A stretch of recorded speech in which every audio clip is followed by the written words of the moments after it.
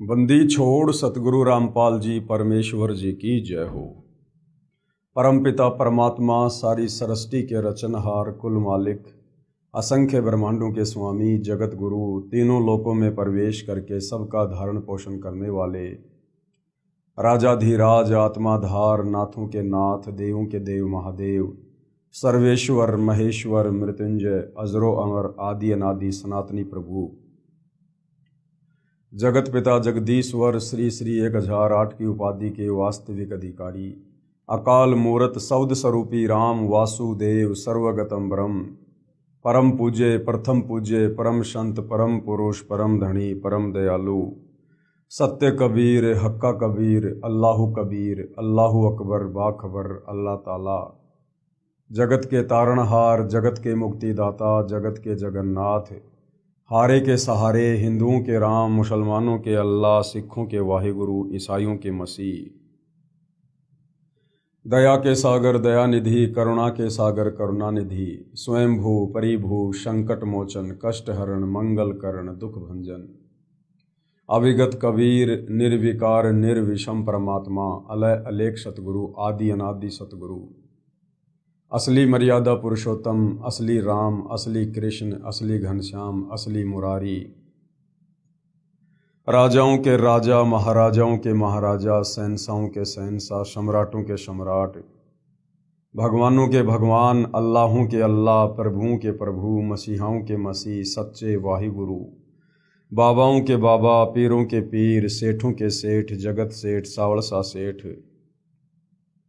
सर्वगुण संपन्न अनंत कोटि कलाओं के स्वामी अनंत कोटि ब्रह्मांडों के नायक योगियों में महायोगी ध्यानियों में महाध्यानी सिद्धों में परम सिद्ध ज्ञानियों में तत्व ज्ञानी ब्रह्म ज्ञानी महाज्ञानी परम ज्ञानी सर्वश्रेष्ठ ज्ञानी विज्ञानी युवा कबीर समर्थ कबीर असमवात अमित ओजा सच्चे रहनुमा करीम अल्लाह सुभान अल्लाह दुनिया के अंतिम पैगंबर 8 सितंबर 1951 से गांव धनाना जिला सोनीपत हरियाणा भारतवर्ष की पावन भूमि पे प्रकट रियल कल की भगवान श्री नारायण साकार हरि श्री बाबा साहिब नूर अनंत परमात्मा सच्चे दरवेश सच्चे बाखबर संत श्रोमणी सतगुरु रामपाल जी परमेश्वर जी के चरण कमल में आप और हम सभी भाई बहनों का अनंत कोटि दंडवत प्रणाम।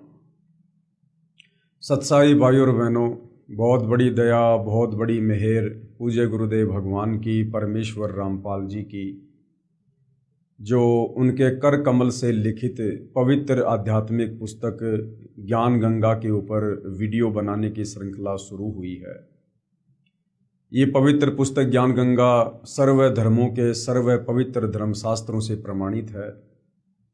इस पवित्र पुस्तक ज्ञान गंगा को निष्पक्ष होकर धैर्य के साथ रुचि लेकर पढ़ने से पूज्य गुरुदेव भगवान ने आशीर्वाद दिया है कि उस साधक की उस व्यक्ति की 101 पीढ़ी का उद्धार होगा।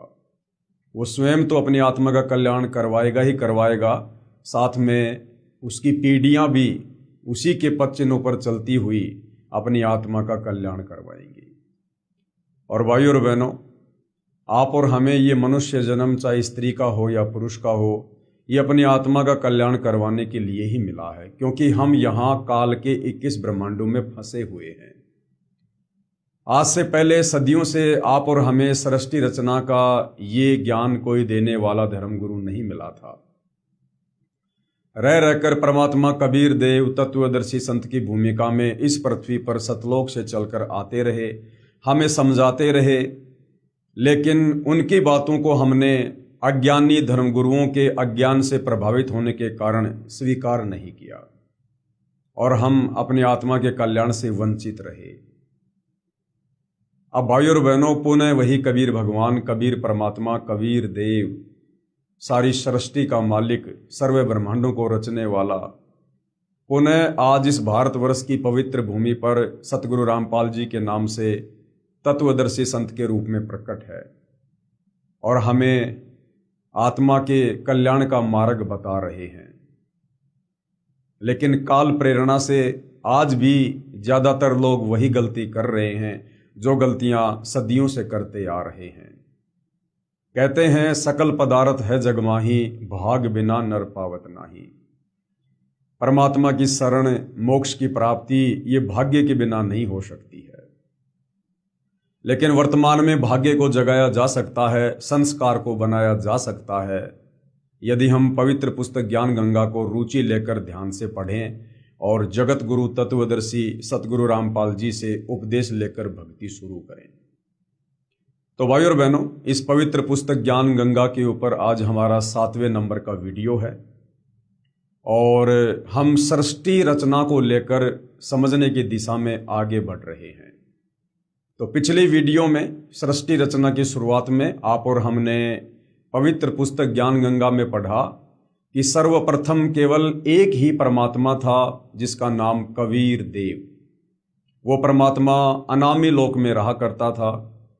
उसके बाद परमात्मा ने नीचे के 3 लोकों की और रचना की, अगम लोक, अलख लोक, सतलोक।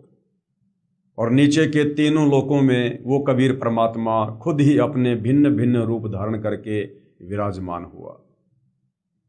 उसके बाद परमात्मा ने सर्वप्रथम सतलोक में सृष्टि की रचना की। सर्वप्रथम अपने एक शब्द से 16 द्वीपों की रचना की। उसके बाद 16 शब्द उच्चारण करके अपने 16 पुत्रों की उत्पत्ति की और सभी अपने पुत्रों को एक एक द्वीप में रहने का आदेश दिया। उसके बाद कबीर परमात्मा जी ने अपने 12वें नंबर पुत्र अचिंत को सतलोक में सृष्टि रचना करने के लिए शब्द शक्ति प्रदान की और आदेश दिया। उसके बाद अचिंत ने सृष्टि रचना में सहयोग के लिए एक आत्मा की उत्पत्ति की वचन से, शब्द से, जिसका नाम अक्षर पुरुष रखा गया, जिसको परब्रह्म भी कहते हैं। अक्षर पुरुष मानसरोवर में जाकर सो गया, उसको निंद्रा आ गई।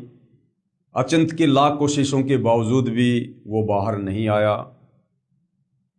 अचिंत ने परमपिता परमेश्वर कबीर साहिब जी से प्रार्थना की कि हे पिताजी, अचिंत मानसरोवर में जाकर सो गया है, मैं सृष्टि की रचना नहीं कर पा रहा हूँ। तो कबीर परमात्मा जी ने कहा कि बेटा, ये तेरे को एक ट्रेलर दिखाना था कि तुम सृष्टि रचना करने में समर्थ नहीं हो। जो काम समर्थ कर सकता है वो जीव नहीं कर सकता। उसके बाद कबीर परमात्मा जी ने उसी मानसरोवर से जल अपने हाथ में लिया, अपनी वचन शक्ति से एक अंडा बनाया, अंडे में एक आत्मा प्रवेश की और मानसरोवर के जल में छोड़ दिया जहां पर अचिंत सोया हुआ था।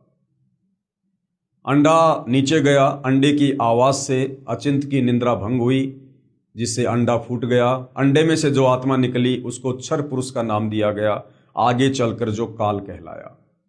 परमात्मा जी ने आकाशवाणी की कि तुम दोनों जल से बाहर आओ। अक्षर पुरुष और क्षर पुरुष दोनों मानसरोवर से बाहर आए। कबीर परमात्मा जी ने दोनों को आदेश दिया कि तुम अपने भाई अचिंत के द्वीप में रहो। तीनों एक ही द्वीप में रहने लगे। आगे चलकर क्षर पुरुष यानी काल के मन में खरपतवार पैदा हुई, अलग से राज्य प्राप्ति की इच्छा हुई। उसने एक पैर पर खड़ा होकर तप करना शुरू किया। लगभग उसने 3 बार तप किया। 3 बार के तप में परमात्मा ने उसे 21 ब्रह्मांड, 3 गुण, 5 तत्व और बहुत सी आत्माएं दे दी। सर्वप्रथम जिस आत्मा ने काल के साथ जाने की स्वीकृति दी थी, हाथ खड़ा किया था, परमात्मा ने उसको एक सुंदर युवा लड़की बनाया जिसका नाम आदि माया अष्टंगी रखा, आगे चलकर जिसका नाम दुर्गा पड़ा। क्षर पुरुष ने उस युवा लड़की के साथ में बलात् करने की कोशिश की।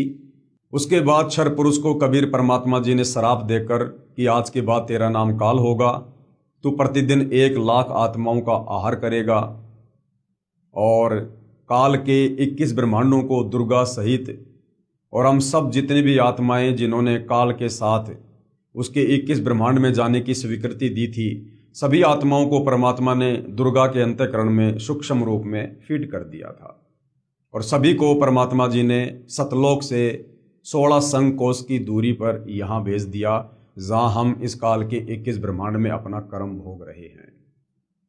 उसके बाद इस काल ने दुर्गा के साथ मनमानी की कि अब मेरा कौन क्या बिगाड़ देगा, मुझे जो सजा मिलनी थी मिल चुकी है, अब मैं अपनी मनमानी करूंगा।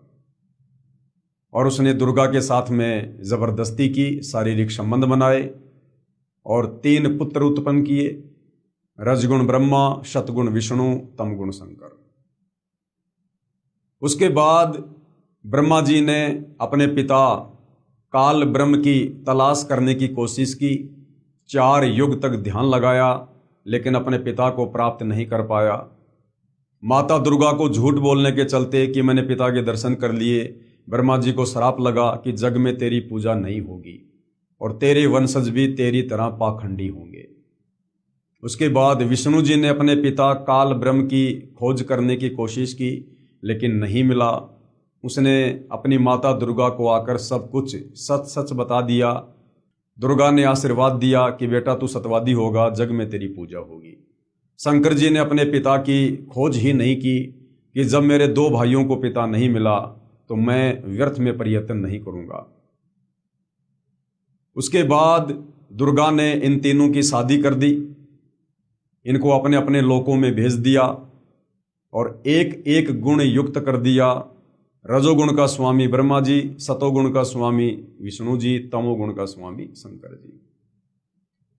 उसके बाद में इस काल ब्रह्म ने, जिसको ब्रह्म कहते हैं, काल कहते हैं, क्षर पुरुष भी इसी का नाम है, ज्योति निरंजन भी कहते हैं, जो ब्रह्मा विष्णु महेश का पिता है, दुर्गा का पति है, इसने दुर्गा से कहा कि दुर्गा अब मैं किसी को भी अपने वास्तविक काल रूप में दर्शन नहीं दूंगा और तीनों पुत्रों के माध्यम से अब तू मेरे भोजन की व्यवस्था करेगी, जीवों की उत्पत्ति करवाएगी। और काल ने फिर प्रतिज्ञा कर ली कि आज के बाद मैं अव्यक्त रहूंगा। तो आगे हम सृष्टि रचना में आज इसी विषय पर चर्चा करेंगे कि काल ने फिर अव्यक्त रहने की प्रतिज्ञा क्यों की। तो भाई और बहनों, ये पवित्र पुस्तक ज्ञान गंगा आप जियों के समक्ष है और आज का टॉपिक है ब्रह्म यानी काल की अव्यक्त रहने की प्रतिज्ञा। अव्यक्त का मतलब निराकार नहीं होता है, अव्यक्त का मतलब होता है जो साकार है लेकिन दिखाई नहीं दे रहा है। जिस प्रकार सूर्य के सामने बादल आ जाने से सूर्य निराकार नहीं होता बल्कि अव्यक्त हो जाता है, कुछ समय के लिए दिखाई नहीं देता है, और जैसे ही बादल वहां से हटते हैं सूर्य हमें दिखाई देता है। तो इसी प्रकार ये काल ब्रह्म, ये ज्योति निरंजन, ये क्षर पुरुष, ये निराकार नहीं है, ये अव्यक्त रहता है, ये अपनी योग माया से छुपा रहता है, किसी को दर्शन नहीं देता है।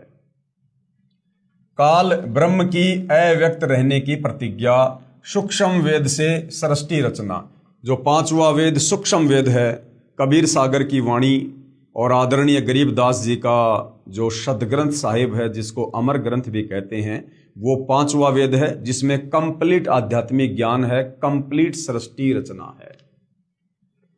तीनों पुत्रों की उत्पत्ति के पश्चात ब्रह्म ने अपनी पत्नी दुर्गा यानी प्रकृति से कहा कि मैं प्रतिज्ञा करता हूं कि भविष्य में किसी को अपने वास्तविक रूप में दर्शन नहीं दूंगा, जिस कारण से मैं अव्यक्त माना जाऊंगा। दुर्गा से कहा कि आप मेरा भेद किसी को मत देना, मैं गुप्त रहूंगा। इस काल ब्रह्म ने दुर्गा अपनी पत्नी को कह दिया कि तू भी मेरा भेद किसी को मत देना, कि ऐसे ऐसे हम सतलोक से आए हैं और कबीर भगवान ने हमें श्राप दिया हुआ है और मुझे प्रतिदिन 1 लाख मानव शरीरधारी आत्माओं का आहार करना पड़ता है। ये भेद तू मेरे तीनों बेटों ब्रह्मा विष्णु महेश को भी मत बताना। दुर्गा से कहा कि आप मेरा भेद किसी को मत देना, मैं गुप्त रहूंगा। दुर्गा ने पूछा कि क्या आप अपने पुत्रों को भी दर्शन नहीं दोगे? दुर्गा ने कहा क्या तुम ब्रह्मा विष्णु महेश को भी दर्शन नहीं दोगे? तो ब्रह्म यानी काल ने कहा मैं अपने पुत्रों को तथा अन्य को किसी भी साधना से दर्शन नहीं दूंगा, यानी मैं संसार में किसी को भी जप से, तप से, साधना से, किसी भी मंत्र के जाप से मैं दर्शन नहीं दूंगा। ये मेरा अटल घटिया नियम है, यह मेरा अटल नियम रहेगा।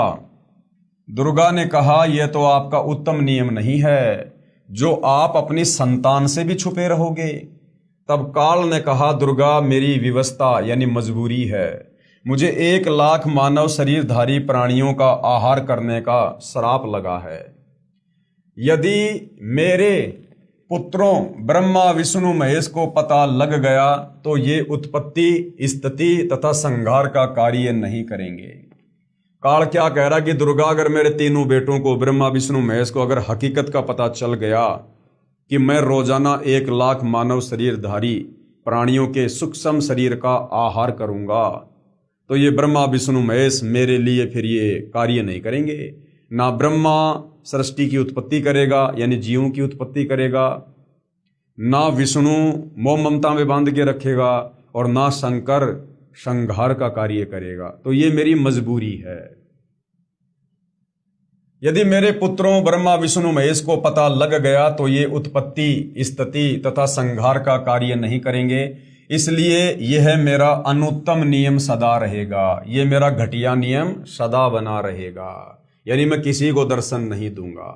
जब ये तीनों कुछ बड़े हो जाएं तो इन्हें सचेत कर देना, मेरे विषय में नहीं बताना, नहीं तो मैं तुझे भी दंड दूंगा। दुर्गा इस डर के मारे वास्तविकता नहीं बताती।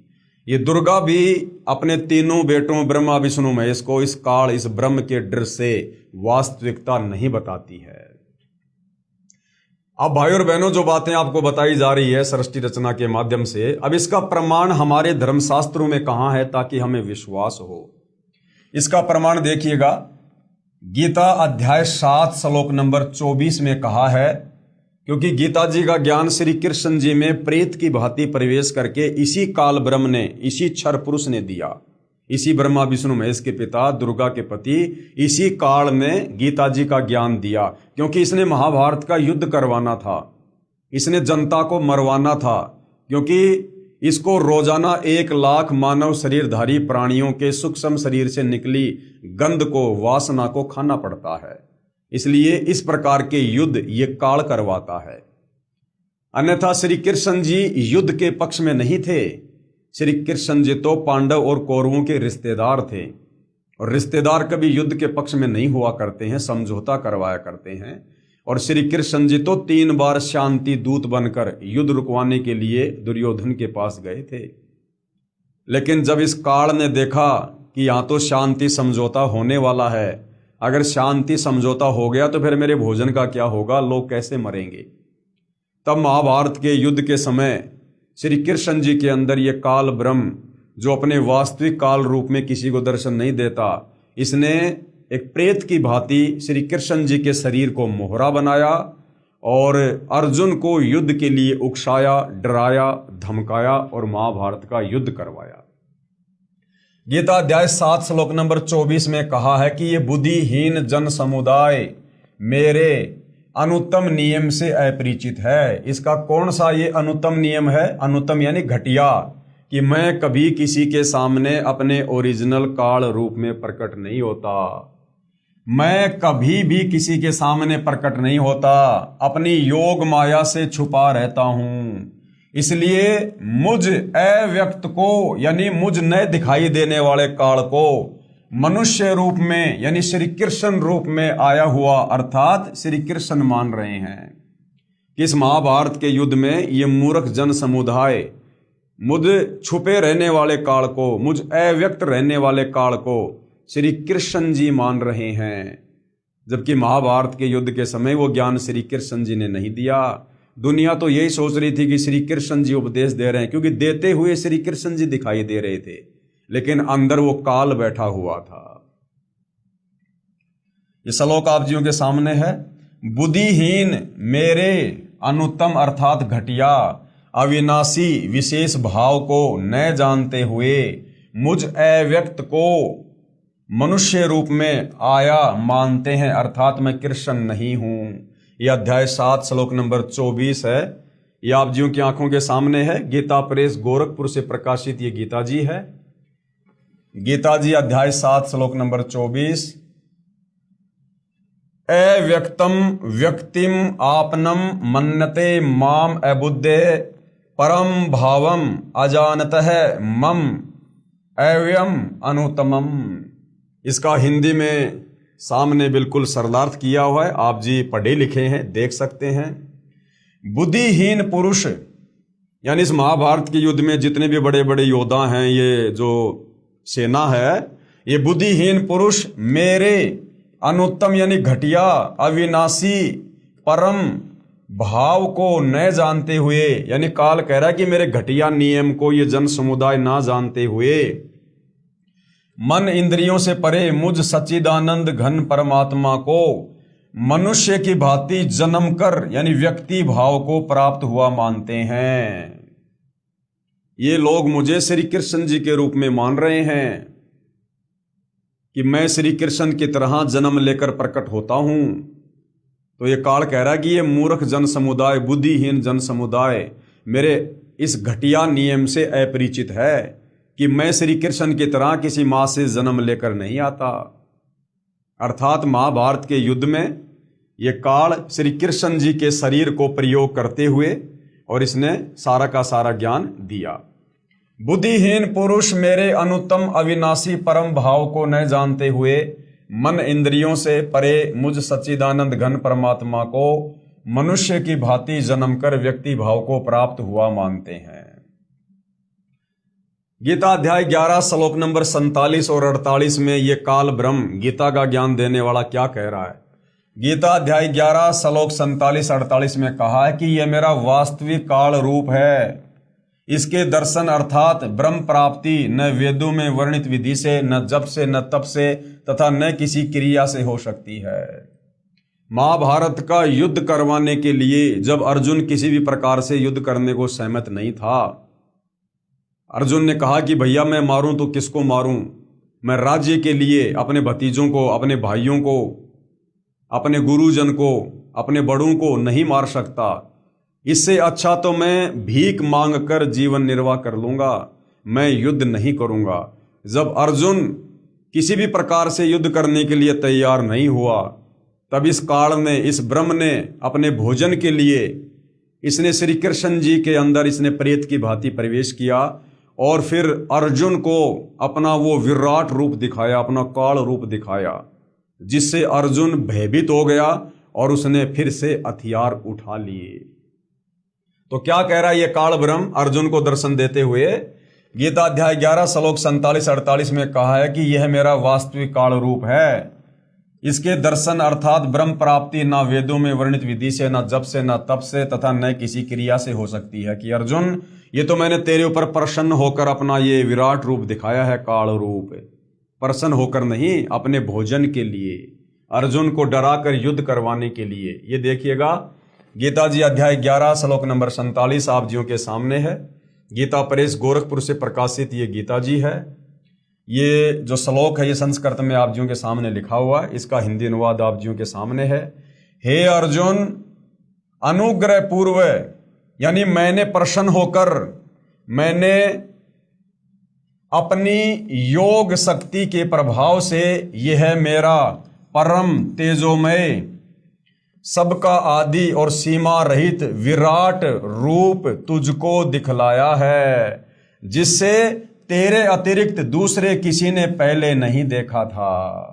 अर्थात महाभारत का युद्ध करवाने के लिए, अपने भोजन के लिए इस काल ने, इस ब्रह्म ने श्री कृष्ण जी के शरीर में प्रेत की भांति प्रवेश करके और अर्जुन को डराने के लिए, युद्ध के लिए राजी करने के लिए अपना विराट रूप दिखाया, अपना काल रूप दिखाया। श्री भगवान बोले, यानी वो ब्रह्म बोला, हे अर्जुन, अनुग्रह पूर्वक मैंने अपनी योग शक्ति के प्रभाव से ये मेरा परम तेजोमय, सबका आदि और सीमा रहित विराट रूप तुझको दिखलाया है, जिसे तेरे अतिरिक्त दूसरे किसी ने पहले नहीं देखा था। गीता जी अध्याय 11 श्लोक नंबर 48 में क्या लिखा हुआ है कि मेरे इस रूप के दर्शन कोई किसी भी प्रकार से नहीं कर सकता। चाहे मुझ ब्रह्म का ओम नाम का जाप करो, चाहे वेदों के अनुसार भक्ति करो, चाहे गीता के अनुसार करो, चाहे कोई दान करो, कोई जप करो, कुछ भी करो, कोई तप करो, मेरे काल रूप के दर्शन कोई नहीं कर सकता। ये संस्कृत में श्लोक आप जियों के सामने है। हे अर्जुन, मनुष्य लोक में इस प्रकार विश्व रूप वाला मैं न वेद और यज्ञों के अध्ययन से, न दान से, न किसी भी प्रकार की क्रियाओं से और न उग्र तपों से ही तेरे अतिरिक्त दूसरे के द्वारा देखा जा सकता हूं। यानी संसार में अर्जुन कोई कितनी कोशिश कर ले, कितनी भक्ति क्रिया कर ले, कितना दान धर्म कर ले, ये मेरा काल रूप कोई नहीं देख सकता। मैंने तेरे ऊपर अनुग्रह किया है, इसलिए मैंने तेरे को अपने विराट रूप के दर्शन दिए हैं। हे अर्जुन, मनुष्य लोक में इस प्रकार विश्व रूप वाला मैं न वेद और न यज्ञों के अध्ययन से, न दान से, न क्रियाओं से यानी किसी भी आध्यात्मिक क्रिया से, और न उग्र तपों से ही तेरे अतिरिक्त दूसरे द्वारा देखा जा सकता हूं। जब तीसरी बार सागर मंथन किया तो 14 रत्न ब्रह्मा को तथा अमृत विष्णु को व देवताओं को और शराब असुरों को तथा विष परमार्थ शिव ने अपने कंठ में ठहराया। ये तो बहुत बाद की बात है। जब ब्रह्मा वेद पढ़ने लगा तो पता चला कि कोई सर्व ब्रह्मांडों की रचना करने वाला कुल का मालिक पुरुष प्रभु और है। जब प्रथम बार सागर मंथन में वेद निकले और वेद इस काल के आदेश से दुर्गा ने ब्रह्मा जी को दे दिए, और ब्रह्मा जी ने जब वेदों का अध्ययन किया, वेदों को पढ़ा, तो ब्रह्मा जी ने क्या निष्कर्ष निकाला? जब ब्रह्मा वेद पढ़ने लगा तो पता चला कि कोई सर्व ब्रह्मांडों की रचना करने वाला कुल का मालिक पुरुष यानी भगवान और है। उससे पहले जब ये ब्रह्मा विष्णु महेश दुर्गा जी से पूछा करते थे कि माता हमारा पिता कौन है, संसार को रचने वाला प्रभु कौन है, तो ये दुर्गा काल के डर से सच्चाई ना बताकर बात गोल मटोल कर दिया करती थी कि मैं ही तुम्हारा पिता हूं, मैं तुम्हारी माता हूं, मैं ही सारे संसार को रचने वाली हूं। लेकिन जब ब्रह्मा जी ने वेद पढ़े तो ब्रह्मा जी ने कहा कि माता जी, वेद तो परमात्मा के द्वारा लिखे गए हैं, वेद तो झूठे नहीं हो सकते। तो ब्रह्मा जी ने कहा कि फिर वास्तव में वो परमात्मा कौन है? जब ब्रह्मा वेद पढ़ने लगा तो पता चला कि कोई सर्व ब्रह्मांडों की रचना करने वाला कुल का मालिक पुरुष प्रभु और है। तब ब्रह्मा जी ने विष्णु जी व शंकर जी को बताया कि वेदों में वर्णन है कि सर्जनहार कोई और भगवान है, कि भाई हमारी माता दुर्गा नहीं है सर्जनहार, सृष्टि को रचने वाली। वेदों में लिखा कि कोई और परमात्मा है जिसने सारी सृष्टि को रचा है, परंतु वेद कहते हैं कि भेद हम भी नहीं जानते, परंतु चारों वेद कहते हैं कि भैया उस परमात्मा के विषय में पूरी जानकारी हमारे पास भी नहीं है। उसके लिए संकेत है कि किसी तत्वदर्शी संत से पूछो। वेद क्या कहते हैं कि उस परमात्मा के विषय में किसी तत्वदर्शी संत से पूछो कि सारी सृष्टि का रचने वाला परमात्मा कौन है। तब ब्रह्मा माता के पास आया और सब वृत्तांत कह सुनाया। माता कहा करती थी कि मेरे अतिरिक्त और कोई नहीं है, मैं ही करता हूं, मैं ही सर्वशक्तिमान हूं। परंतु ब्रह्मा ने कहा कि वेद ईश्वर के द्वारा रचित हैं, ये झूठे नहीं हो सकते। दुर्गा ने कहा कि तेरा पिता तुझे दर्शन नहीं देगा।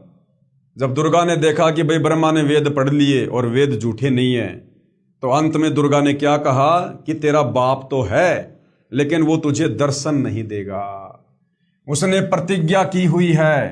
तब ब्रह्मा ने कहा कि माताजी अब आपकी बात पर अविश्वास हो गया है। ब्रह्मा ने कहा कि माताजी अब आपकी बात पर मुझे अविश्वास हो गया। पहले तो आप कहा करती थी कि मैं तेरा बाप हूं, मैं तेरी माँ हूं, मैं ही करता हूं और कोई ब्रह्म नहीं है। अब जब मैंने वेदों में पढ़ा तो आप कह रही हैं कि तेरा बाप तो है लेकिन तुझे दर्शन नहीं देगा। तो माताजी मुझे आपकी बातों पर विश्वास नहीं है, मैं उस पुरुष यानी प्रभु भगवान का पता लगाकर ही रहूंगा। दुर्गा ने कहा कि यदि वह तुझे दर्शन नहीं देगा तो तुम क्या करोगे? ब्रह्मा ने कहा कि मैं आपको शक्ल नहीं दिखाऊंगा। दूसरी तरफ ज्योति निरंजन ने कसम खाई है कि मैं अव्यक्त रहूंगा, किसी को दर्शन नहीं दूंगा, अर्थात 21 ब्रह्मांड में कभी भी अपने वास्तविक काल रूप में आकार में नहीं आऊंगा। ये गीता जी अध्याय 7 श्लोक नंबर 24 है, जो अभी आप और हमने ये पढ़ा है कि अव्यक्तम व्यक्तिम आपनम मन्नते माम अबुद्धे परम भावम अजानतः मम अव्यम अनुतमम, कि ये मेरा घटिया अनुत्तम अटल नियम है कि मैं यहाँ किसी को दर्शन नहीं दूंगा। और ये मूर्ख बुद्धिहीन जन समुदाय मुझे श्री कृष्ण की तरह माँ के गर्भ से जन्म लेकर आया हुआ मान रहा है। अर्थात महाभारत के युद्ध में ये लोग ये सोच रहे हैं कि श्री कृष्ण ज्ञान दे रहा है, लेकिन उस समय वो श्री कृष्ण नहीं था, केवल श्री कृष्ण जी का शरीर था। गीता अध्याय नंबर 7 का श्लोक नंबर 25, न अहम प्रकाश है सर्वस्य योग माया समावृत है, मूढ़ अयम न अभिजानति लोके माम अजम अव्यम। मैं योग माया से छिपा हुआ सबके प्रत्यक्ष नहीं होता, अर्थात अव्यक्त रहता हूं, इसलिए जन्म न लेने वाले अविनाशी अटल भाव को यह अज्ञानी जन समुदाय संसार मुझे नहीं जानता, अर्थात मुझको कृष्ण समझता है, क्योंकि ब्रह्म अपनी शब्द शक्ति से अपने नाना रूप बना लेता है। यह दुर्गा का पति है, इसलिए इस मंत्र में कह रहा है कि मैं श्री कृष्ण आदि की तरह दुर्गा से जन्म नहीं लेता, मैं अव्यक्त रहता हूं। ब्रह्मा का अपने पिता काल ब्रह्म की प्राप्ति के लिए प्रयत्न करना, उसके बाद ये ब्रह्मा जो इस ब्रह्म का बेटा है, काल का बेटा है ब्रह्मा, ये अपने पिता काल ब्रह्म की तलाश में निकल जाता है। तब दुर्गा ने ब्रह्मा जी से कहा कि अलख निरंजन तुम्हारा पिता है, परंतु वह तुम्हें दर्शन नहीं देगा। ब्रह्मा ने कहा कि मैं दर्शन करके ही लौटूंगा। माता ने पूछा कि यदि तुझे दर्शन नहीं हुए तो क्या करेगा? ब्रह्मा ने कहा मैं प्रतिज्ञा करता हूं, यदि पिता के दर्शन नहीं हुए तो मैं आपके समक्ष नहीं आऊंगा, कि अगर मुझे मेरे पिता काल ब्रह्म के अलख निरंजन के दर्शन नहीं हुए तो मैं आपको अपना मुंह नहीं दिखाऊंगा, अपनी शक्ल नहीं दिखाऊंगा। ब्रह्मा ने प्रतिज्ञा कर ली। ये कहकर ब्रह्मा जी व्याकुल होकर उत्तर दिशा की तरफ चल दिया, जहां अंधेरा ही अंधेरा है। वहां ब्रह्मा ने 4 युग तक ध्यान लगाया, परंतु कुछ भी प्राप्ति नहीं हुई। 4 युग, सतयुग, त्रेता, द्वापर, कलयुग, इतने समय तक ब्रह्मा जी ने ध्यान लगाया। 4 युगों का कुल समय होता है 43,20,000 वर्ष। इतने समय तक ब्रह्मा जी ने ध्यान लगाया, लेकिन इस काल ब्रह्म ने जो प्रतिज्ञा कर रखी है कि मैं किसी भी प्रकार की साधना से, तपस्या से मैं दर्शन नहीं दूंगा। काल ने आकाशवाणी की कि जीव उत्पत्ति क्यों नहीं की। अब उधर से काल ने दुर्गा को आकाशवाणी की कि दुर्गा मुझे भूख लग रही है, तुझे तो पता है मुझे श्राप लगा हुआ है 1 लाख मानव शरीरधारी आत्माओं को खाने का, अभी तक जीवों की उत्पत्ति क्यों नहीं हुई।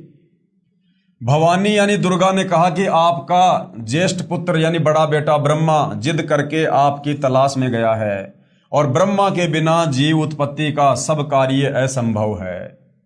ब्रह्म यानी काल ने कहा उसे वापस बुला लो, मैं उसे दर्शन नहीं दूंगा।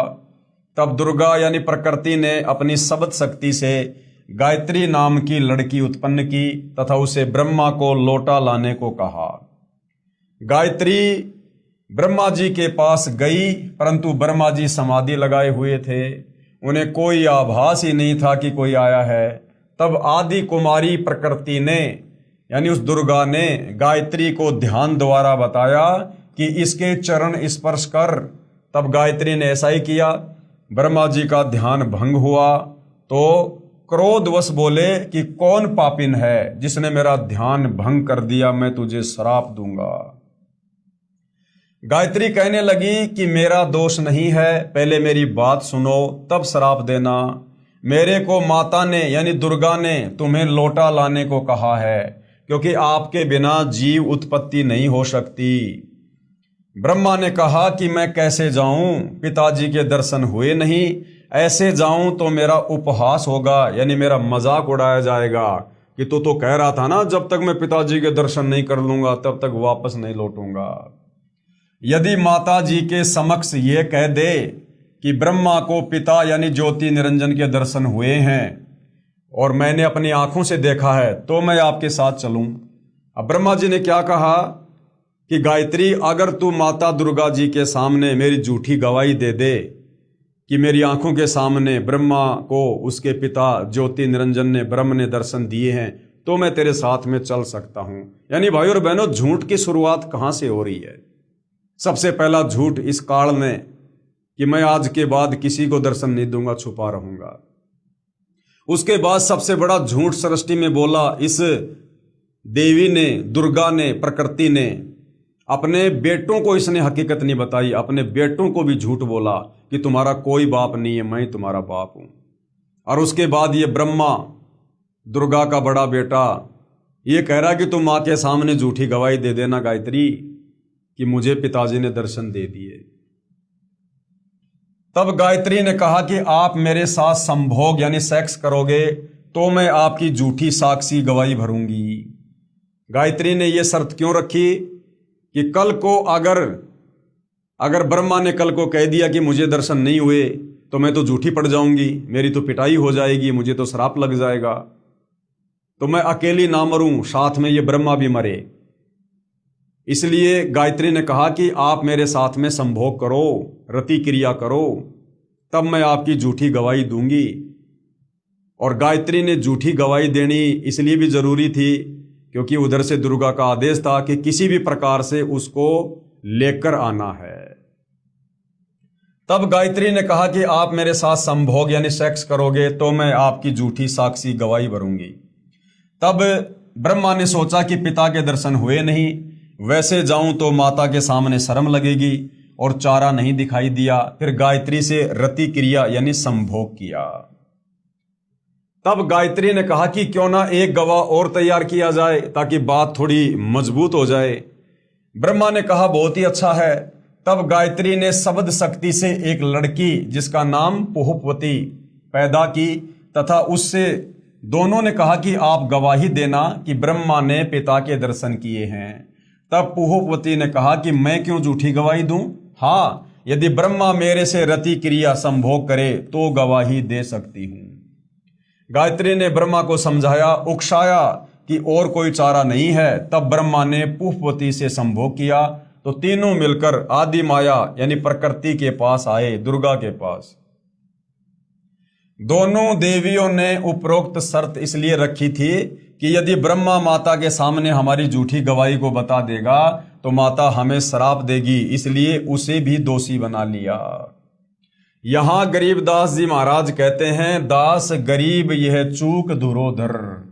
आदरणीय गरीबदास जी क्या कह रहे हैं कि भाई ये जो चूक है, ये जो गलती है, ये जो झूठ है, ये ऊपर से चली आ रही है।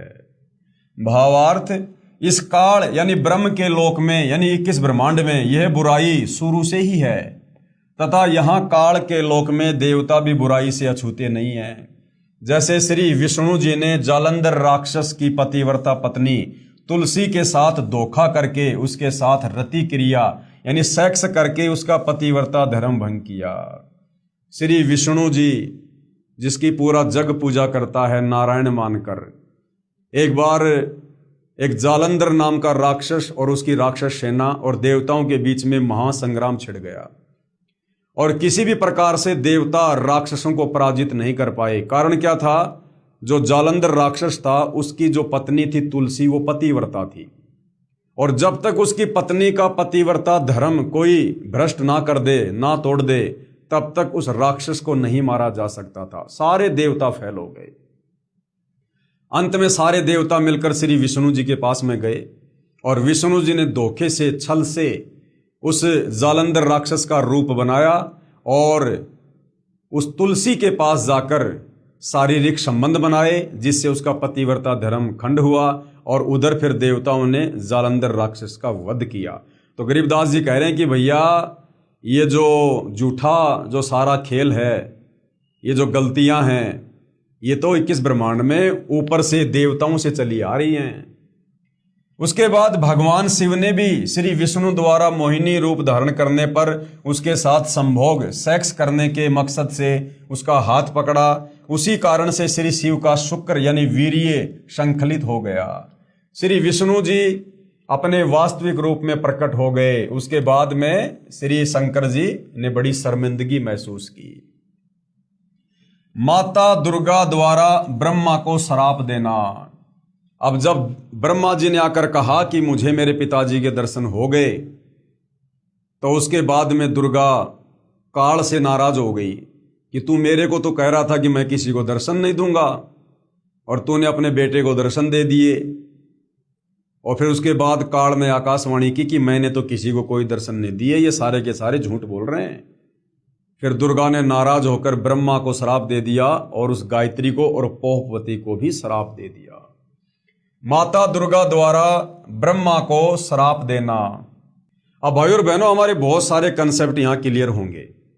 आज से पहले तो हमारे नादान धर्म गुरुओं ने, आचार्य शंकराचार्यों ने हमें केवल यही बताया था कि ब्रह्मा विष्णु महेश के माता पिता नहीं हैं, ये अजरो अमर हैं, आदि अनादि हैं, सारी सृष्टि के रचयिता हैं।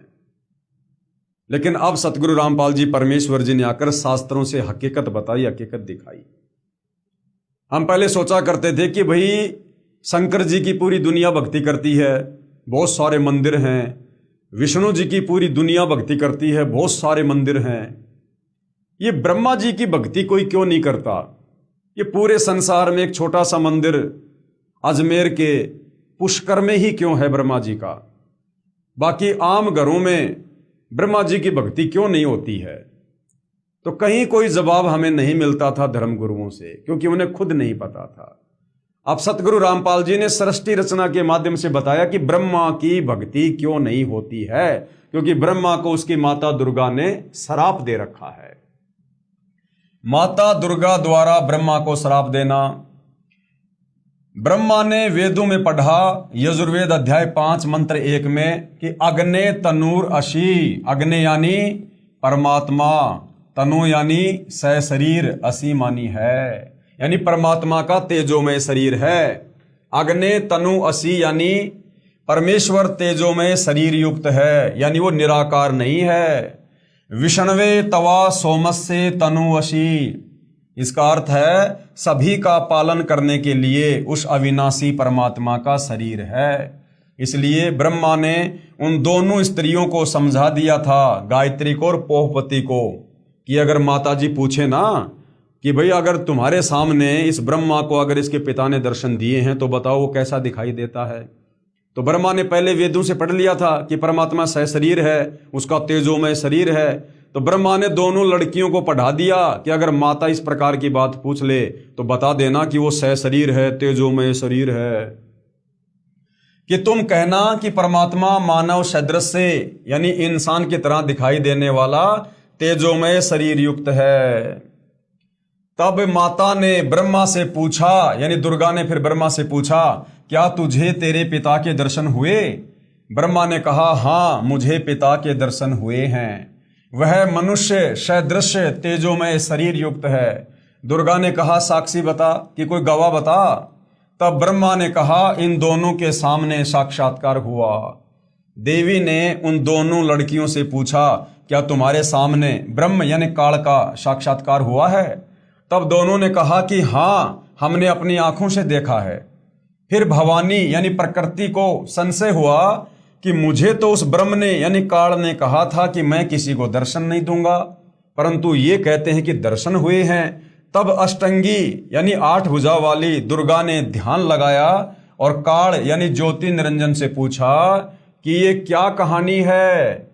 ज्योति निरंजन जी ने कहा कि ये तीनों झूठ बोल रहे हैं। काल ने कहा कि दुर्गा ये तीनों झूठ बोल रहे हैं। तब माता ने कहा कि तुम झूठ बोल रहे हो। दुर्गा ने कहा उन तीनों से कि तुम झूठ बोल रहे हो, आकाशवाणी हुई है कि इन्हें कोई दर्शन नहीं हुए। ये बात सुनकर ब्रह्मा ने कहा कि माता जी, मैं सौगंध खाकर पिता की तलाश करने गया था, परंतु पिता यानी ब्रह्म के दर्शन नहीं हुए और आपके पास आने में शर्म लग रही थी, इसलिए हमने झूठ बोल दिया। तब माता दुर्गा ने कहा, अब मैं तुम्हें श्राप दूंगी। दुर्गा गुस्से में हो गई और दुर्गा ने कहा कि ब्रह्मा, अब मैं तेरे को श्राप दूंगी। अब भाई और बहनों, दुर्गा जी ने ब्रह्मा जी को क्या श्राप दिया, जिस कारण से जगत में ब्रह्मा जी की भक्ति कोई नहीं करता। ब्रह्मा को श्राप, तेरी पूजा जग में नहीं होगी, आगे तेरे वंशज होंगे वे बहुत पाखंड करेंगे। यानी ब्रह्मा, आगे जो तेरे वंशज होंगे, जो ब्राह्मण होंगे, धर्म गुरु होंगे, जो पंडित होंगे, ये जो जाति से पंडित और ब्राह्मण हैं, इनकी बात नहीं हो रही। आध्यात्मिक क्षेत्र में जो धर्म शास्त्रों के आधार से जनता का मार्गदर्शन करता है, जो गुरु पद पर होता है, उसको असल में पंडित कहते हैं, ब्राह्मण कहते हैं, धर्म गुरु कहते हैं। क्योंकि ब्रह्मा जी को 4 वेद दिए गए और ब्रह्मा जी ने फिर आगे वो वेद और वेदों का ज्ञान अपने वंशजों को दिया, जैसे मनु को दिया, मनु ने फिर आगे अपने वंशजों को दिया। तो दुर्गा ने श्राप दिया कि तेरे वंशज भी, यानी जो ब्राह्मण जो गुरु पद पर होंगे ना, वो भी तेरे जैसे पाखंडी होंगे, झूठे होंगे। ब्रह्मा को श्राप, तेरी पूजा जगत में नहीं होगी, आगे तेरे वंशज होंगे, वे बहुत पाखंड करेंगे, झूठी बात बनाकर जगत को ठगेंगे, ऊपर से तो कर्म कांड करते दिखाई देंगे, अंदर से विकार करेंगे, कथा पुराणों को पढ़कर सुनाया करेंगे, लेकिन स्वयं को ज्ञान नहीं होगा कि सदग्रंथों में वास्तविकता क्या है। फिर भी मानवश तथा धन प्राप्ति के लिए गुरु बनकर अनुयायियों को लोकवेद यानी शास्त्र विरुद्ध दंत कथा सुनाया करेंगे। देवी देवों की पूजा करके तथा करवा के दूसरों की निंदा करके कष्ट पर कष्ट उठाएंगे। जो उनके अनुयायी होंगे उनको परमार्थ नहीं बताएंगे, दक्षिणा के लिए जगत को गुमराह करते रहेंगे, अपने आप को सबसे श्रेष्ठ मानेंगे, दूसरों को नीचा समझेंगे। तो ये श्राप दुर्गा जी ने ब्रह्मा जी को दिया।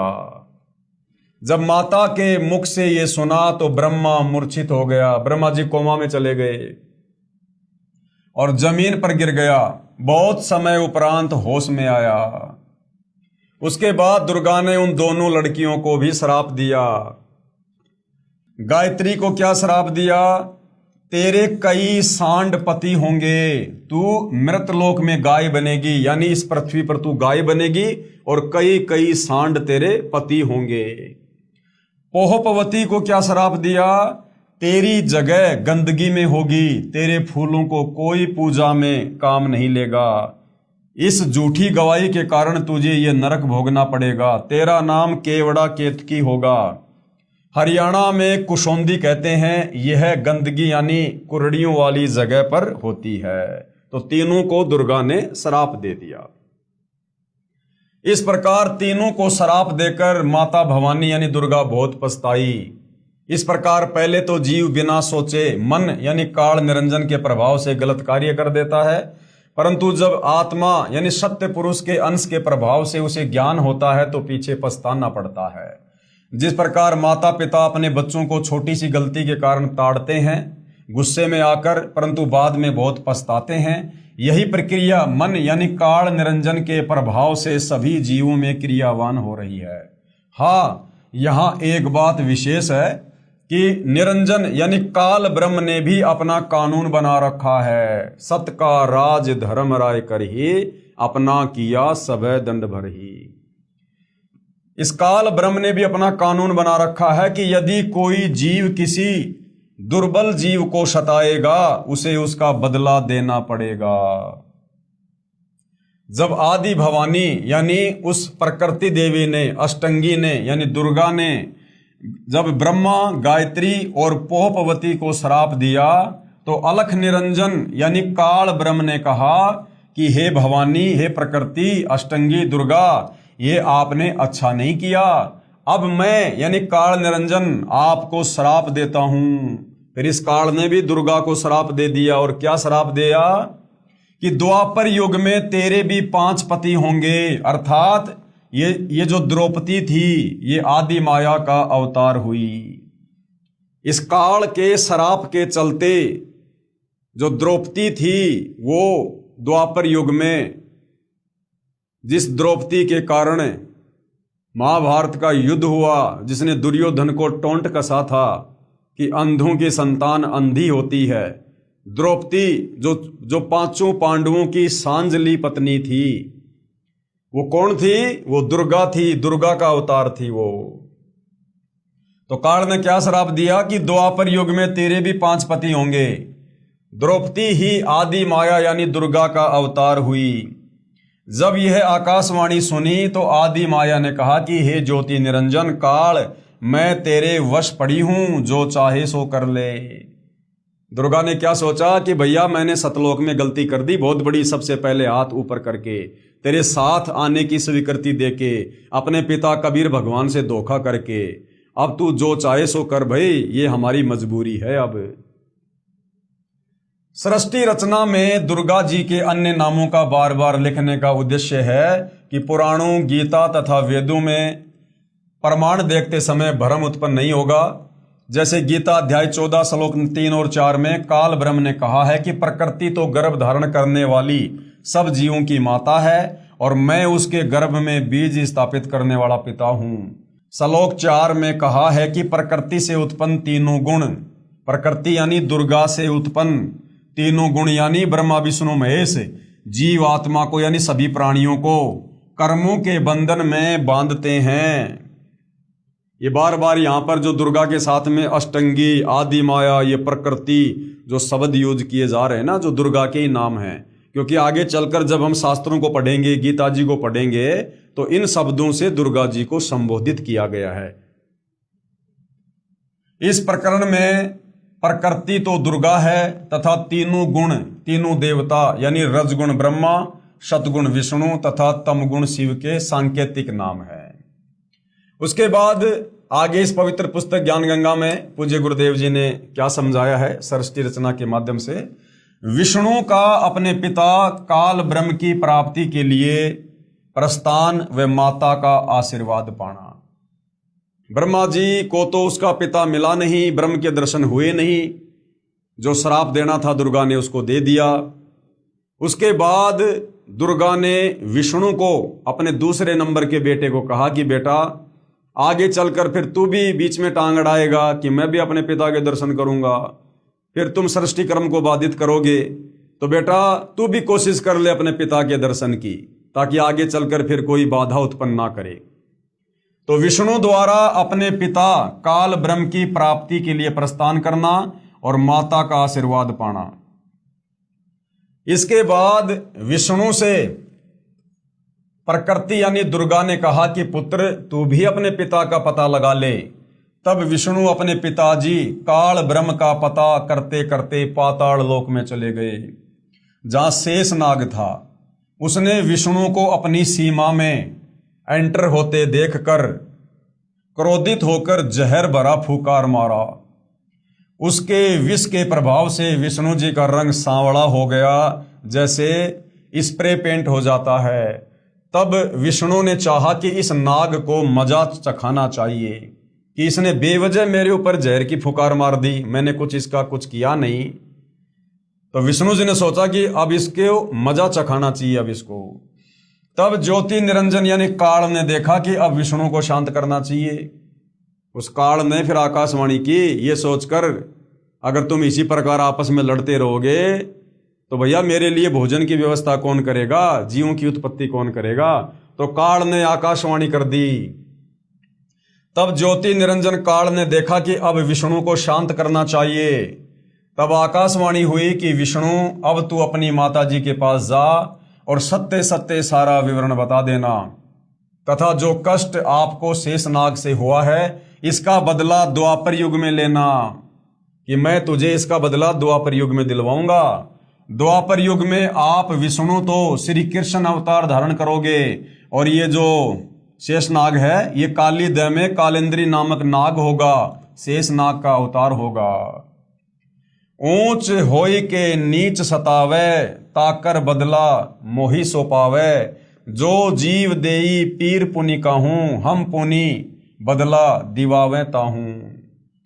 तब विष्णु जी माता जी के पास आए तथा सत्य सत्य कह दिया कि मुझे पिताजी के दर्शन नहीं हुए। विष्णु जी ने झूठ नहीं बोला, विष्णु जी ने साफ साफ कह दिया कि माता मुझे मेरे पिताजी के दर्शन नहीं हुए। इस बात से माता यानी प्रकृति दुर्गा बहुत प्रसन्न हुई और कहा कि पुत्र तू सत्यवादी है, अब मैं अपनी शक्ति से तेरे पिता से मिलाती हूं तथा तेरे मन का संशय खत्म करती हूं। कबीर परमात्मा जी क्या कहते हैं, कबीर देख पुत्र तो ही पिता भिटाऊं, कि बेटा विष्णु मैं तुझे तेरे पिता के दर्शन करवाती हूं और तेरे मन का धोखा मिटाऊं। मन स्वरूप करता कह जानो, कि ये मन ही काल है, मन ते दूजा और न मानो। इस मन के अलावा और मत समझ कि कोई तेरा बाप है, कोई भगवान है। स्वर्ग पाताल दौर मन केरा, मन अस्थिर मन है अनेरा, निरंकार मन ही को कहिए, मन ही आस निस दिन रहिए। देखूं पलटी शून्य में ज्योति, जहां पर झिलमिल झालर ज्योति होती। इस प्रकार माता यानी अष्टंगी प्रकृति यानी दुर्गा ने विष्णु से कहा कि मन ही जग का करता है, यही ज्योति निरंजन है, ध्यान में जो 1000 ज्योतियां नजर आती है वही उसका असली रूप है। जो शंख घंटा आदि का बाजा सुना ये महास्वर्ग में निरंजन का ही बज रहा है। तब माता यानी अष्टंगी प्रकृति ने कहा कि हे पुत्र, तुम सब देवों के सरताज हो और तेरी हर कामना व कार्य मैं पूर्ण करूंगी। तेरी पूजा सर्व जग में होगी। आपने मुझे सच सच बताया है। काल के 21 ब्रह्मांडों के प्राणियों की विशेष आदत है कि अपनी व्यर्थ महिमा बनाता है। जैसे दुर्गा जी श्री विष्णु जी को कह रही है कि तेरी पूजा जग में होगी, मैंने तुझे तेरे पिता के दर्शन करा दिए। दुर्गा ने केवल प्रकाश दिखाकर श्री विष्णु जी को बहका दिया। श्री विष्णु जी भी प्रभु की यही स्थिति अपने अनुयायियों को समझाने लगे कि परमात्मा का केवल प्रकाश दिखाई देता है।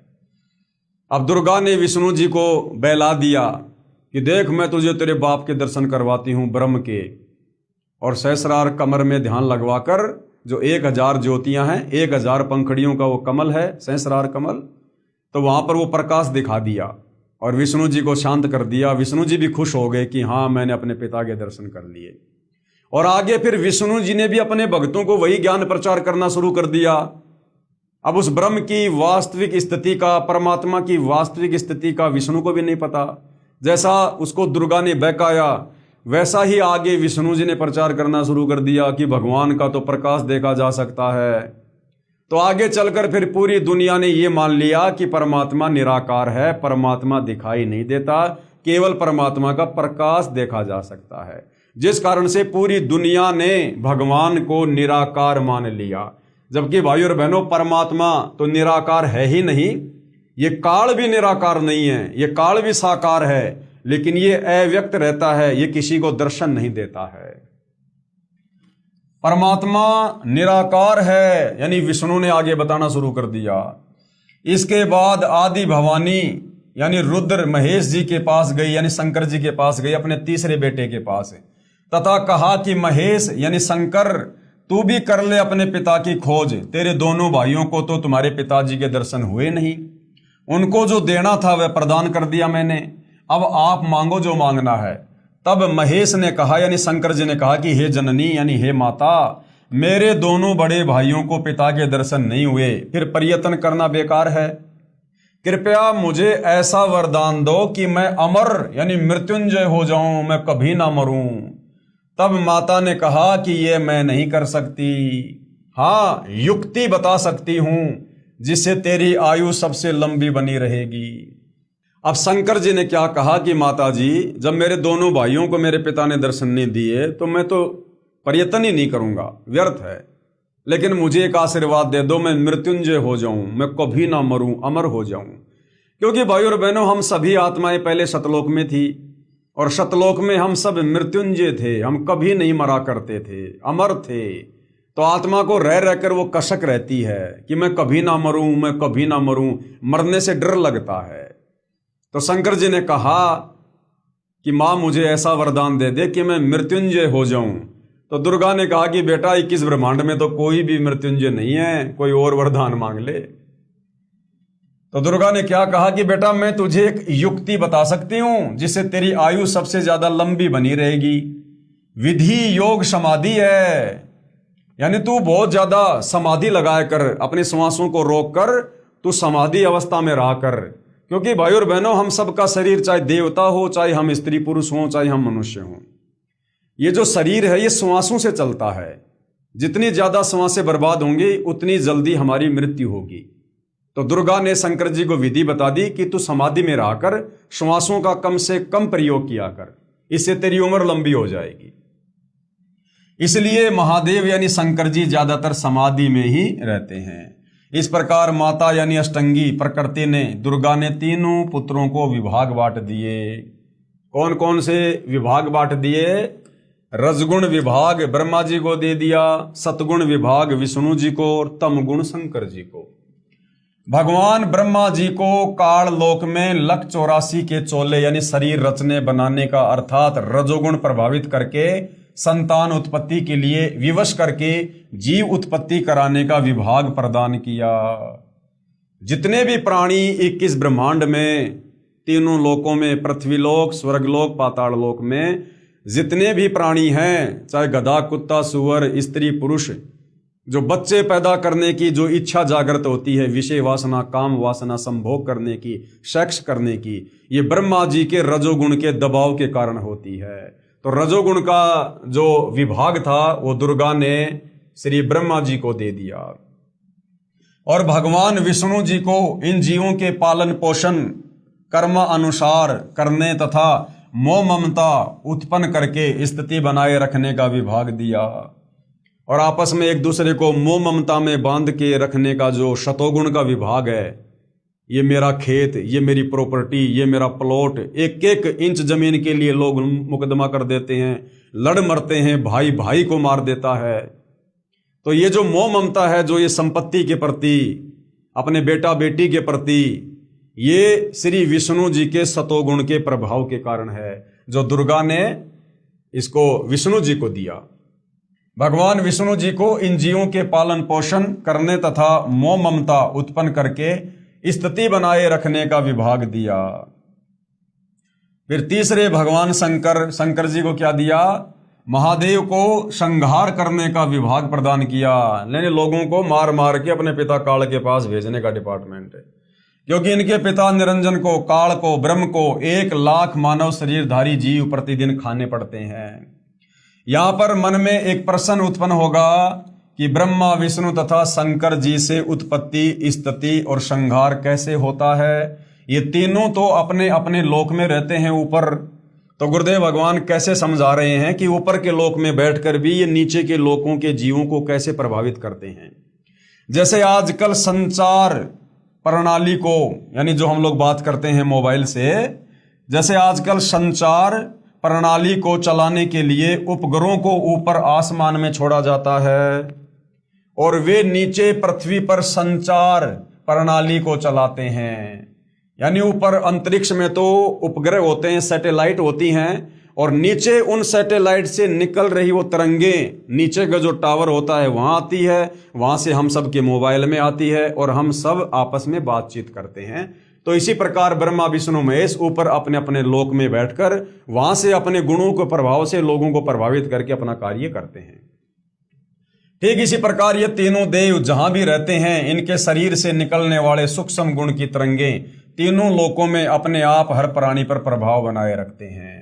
दूसरा उदाहरण गुरुदेव ने दिया, जैसे हम अपने घर में रहते हैं और घर में 3 कमरे हैं और रसोई में माता बहनें खाना बनाती हैं और जब वो सब्जी में छोकन लगाती हैं तो दूसरे कमरे में बैठे व्यक्तियों को भी ऑटोमेटिक छींक आना शुरू हो जाती है।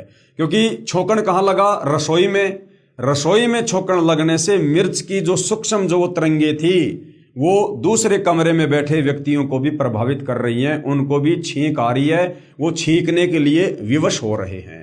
इसी प्रकार ब्रह्मा, विष्णु, महेश ऊपर अपने अपने लोकों में बैठकर और अपने अपने जो गुण हैं, रजगुण, सतगुण, तमगुण, इसका प्रभाव तीनों लोकों में बनाए हुए हैं और पूरे प्राणी तीनों गुणों के विवश रहते हैं। उपरोक्त विवरण एक ब्रह्मांड में ब्रह्म यानी काल की रचना का है। ये जो रचना जो बताई जा रही है सारी ब्रह्मा, विष्णु, महेश के द्वारा उत्पत्ति करना, ये काल के जो 21 ब्रह्मांड है ना, उनमें केवल एक ब्रह्मांड में ये काल सृष्टि का कार्य करता है। उपरोक्त विवरण एक ब्रह्मांड में ब्रह्म यानी काल की रचना का है। ऐसे ऐसे क्षर पुरुष यानी काल के 21 ब्रह्मांड हैं, परंतु क्षर पुरुष यानी काल स्वयं व्यक्त अर्थात वास्तविक शरीर रूप में सबके सामने नहीं आता। ये छुप के रहता है 21वें ब्रह्मांड में। अगर ये किसी को दर्शन भी देता है, किसी को मिलता भी है, तो ये अपने बेटों के रूप बना लेता है। ब्रह्मा, विष्णु, महेश का रूप बना लेगा, किसी और का रूप बना लेगा। ये 1000 कला का स्वामी है। ये काल 1000 रूप एक समय में बना सकता है किसी का भी, लेकिन अपने ओरिजिनल वास्तविक काल रूप में ये किसी को दर्शन नहीं देता। ये इसने सौगंध खा रखी है। उसी को प्राप्त करने के लिए तीनों देवों ब्रह्मा जी, विष्णु जी तथा शिव जी को वेदों में वर्णित विधि अनुसार भरकर साधना करने पर भी ब्रह्म यानी काल के दर्शन नहीं हुए। क्यों? क्योंकि काल ने प्रतिज्ञा कर रखी है कि मैं कभी किसी को अपने वास्तविक काल रूप में दर्शन नहीं दूंगा। जिस कारण से ब्रह्मा विष्णु महेश समाधि लगाते रहते हैं, कोशिश करते रहते हैं, लेकिन ये दर्शन नहीं कर पाते। बाद में ऋषियों ने वेदों को पढ़ा, उसमें लिखा है कि अग्ने तनूर असी, पवित्र यजुर्वेद अध्याय 1 मंत्र नंबर 15 कि भाई परमात्मा सहशरीर है, तथा पवित्र यजुर्वेद अध्याय 5 मंत्र 1 में लिखा है कि अग्ने तनूर असी विष्णवे तवा सोमस्य तनूर असी। इस मंत्र में 2 बार वेद गवाही दे रहा है कि सर्वव्यापक सर्वपालक कर्ता सत्य पुरुष सहशरीर है, यानी वो कबीर परमात्मा सारी सृष्टि का मालिक, जिस कबीर भगवान ने इस काल को, दुर्गा को, हम सबको अपनी गलतियों के चलते सतलोक से निष्कासित किया था, जिसकी जानकारी इस काल ने, इस ब्रह्म ने छुपा दी। परमात्मा ने इसको 5 वेद दिए थे। 5वां वेद जिसमें परमात्मा की जानकारी थी, सतलोक की जानकारी थी, वो सारी जानकारी इस काल ब्रह्म ने छुपा दी ताकि मेरा भांडा फोड़ना हो जाए। और 4 वेद, जिन 4 वेदों में केवल इस काल तक की जानकारी है, उस परमात्मा की केवल हल्की फुल्की जानकारी है, वो 4 वेद इस काल ने समुद्र मंथन के दौरान दुर्गा के माध्यम से ब्रह्मा को दिलवा दिए। और उन्हीं 4 वेदों का ज्ञान आगे ब्रह्मा जी के वंशजों ने संसार में फैला दिया। तो 4 वेदों में कंप्लीट जानकारी परमात्मा की नहीं है, केवल हल्की फुल्की जानकारी है कि परमात्मा का नाम क्या है, कबीर देव है, और वो परमात्मा सहशरीर है। वो परमात्मा सहशरीर है, सतलोक में रहता है, तेजोमय शरीर है। और उस परमात्मा की प्राप्ति के लिए किसी तत्वदर्शी संत की, धीरा नाम संत की खोज करनी पड़ेगी। वेदों में कंप्लीट जानकारी नहीं है, जिस कारण से पूरी दुनिया भक्ति और भगवान की परिभाषा से कोसों दूर बैठी है। पवित्र यजुर्वेद अध्याय 40 मंत्र 8 में कहा है कि कबीर मनीषी जिस परमेश्वर की सर्व प्राणियों को चाहत है, वह कबीर अर्थात कबीर है। साफ साफ कबीर भगवान का नाम लिखा हुआ है यजुर्वेद अध्याय 40 मंत्र 8 में। उसका शरीर बिना नाड़ी का, ऐसनावीरम का है, बिना नाड़ी का है, हाड़मास का शरीर नहीं है कबीर भगवान का।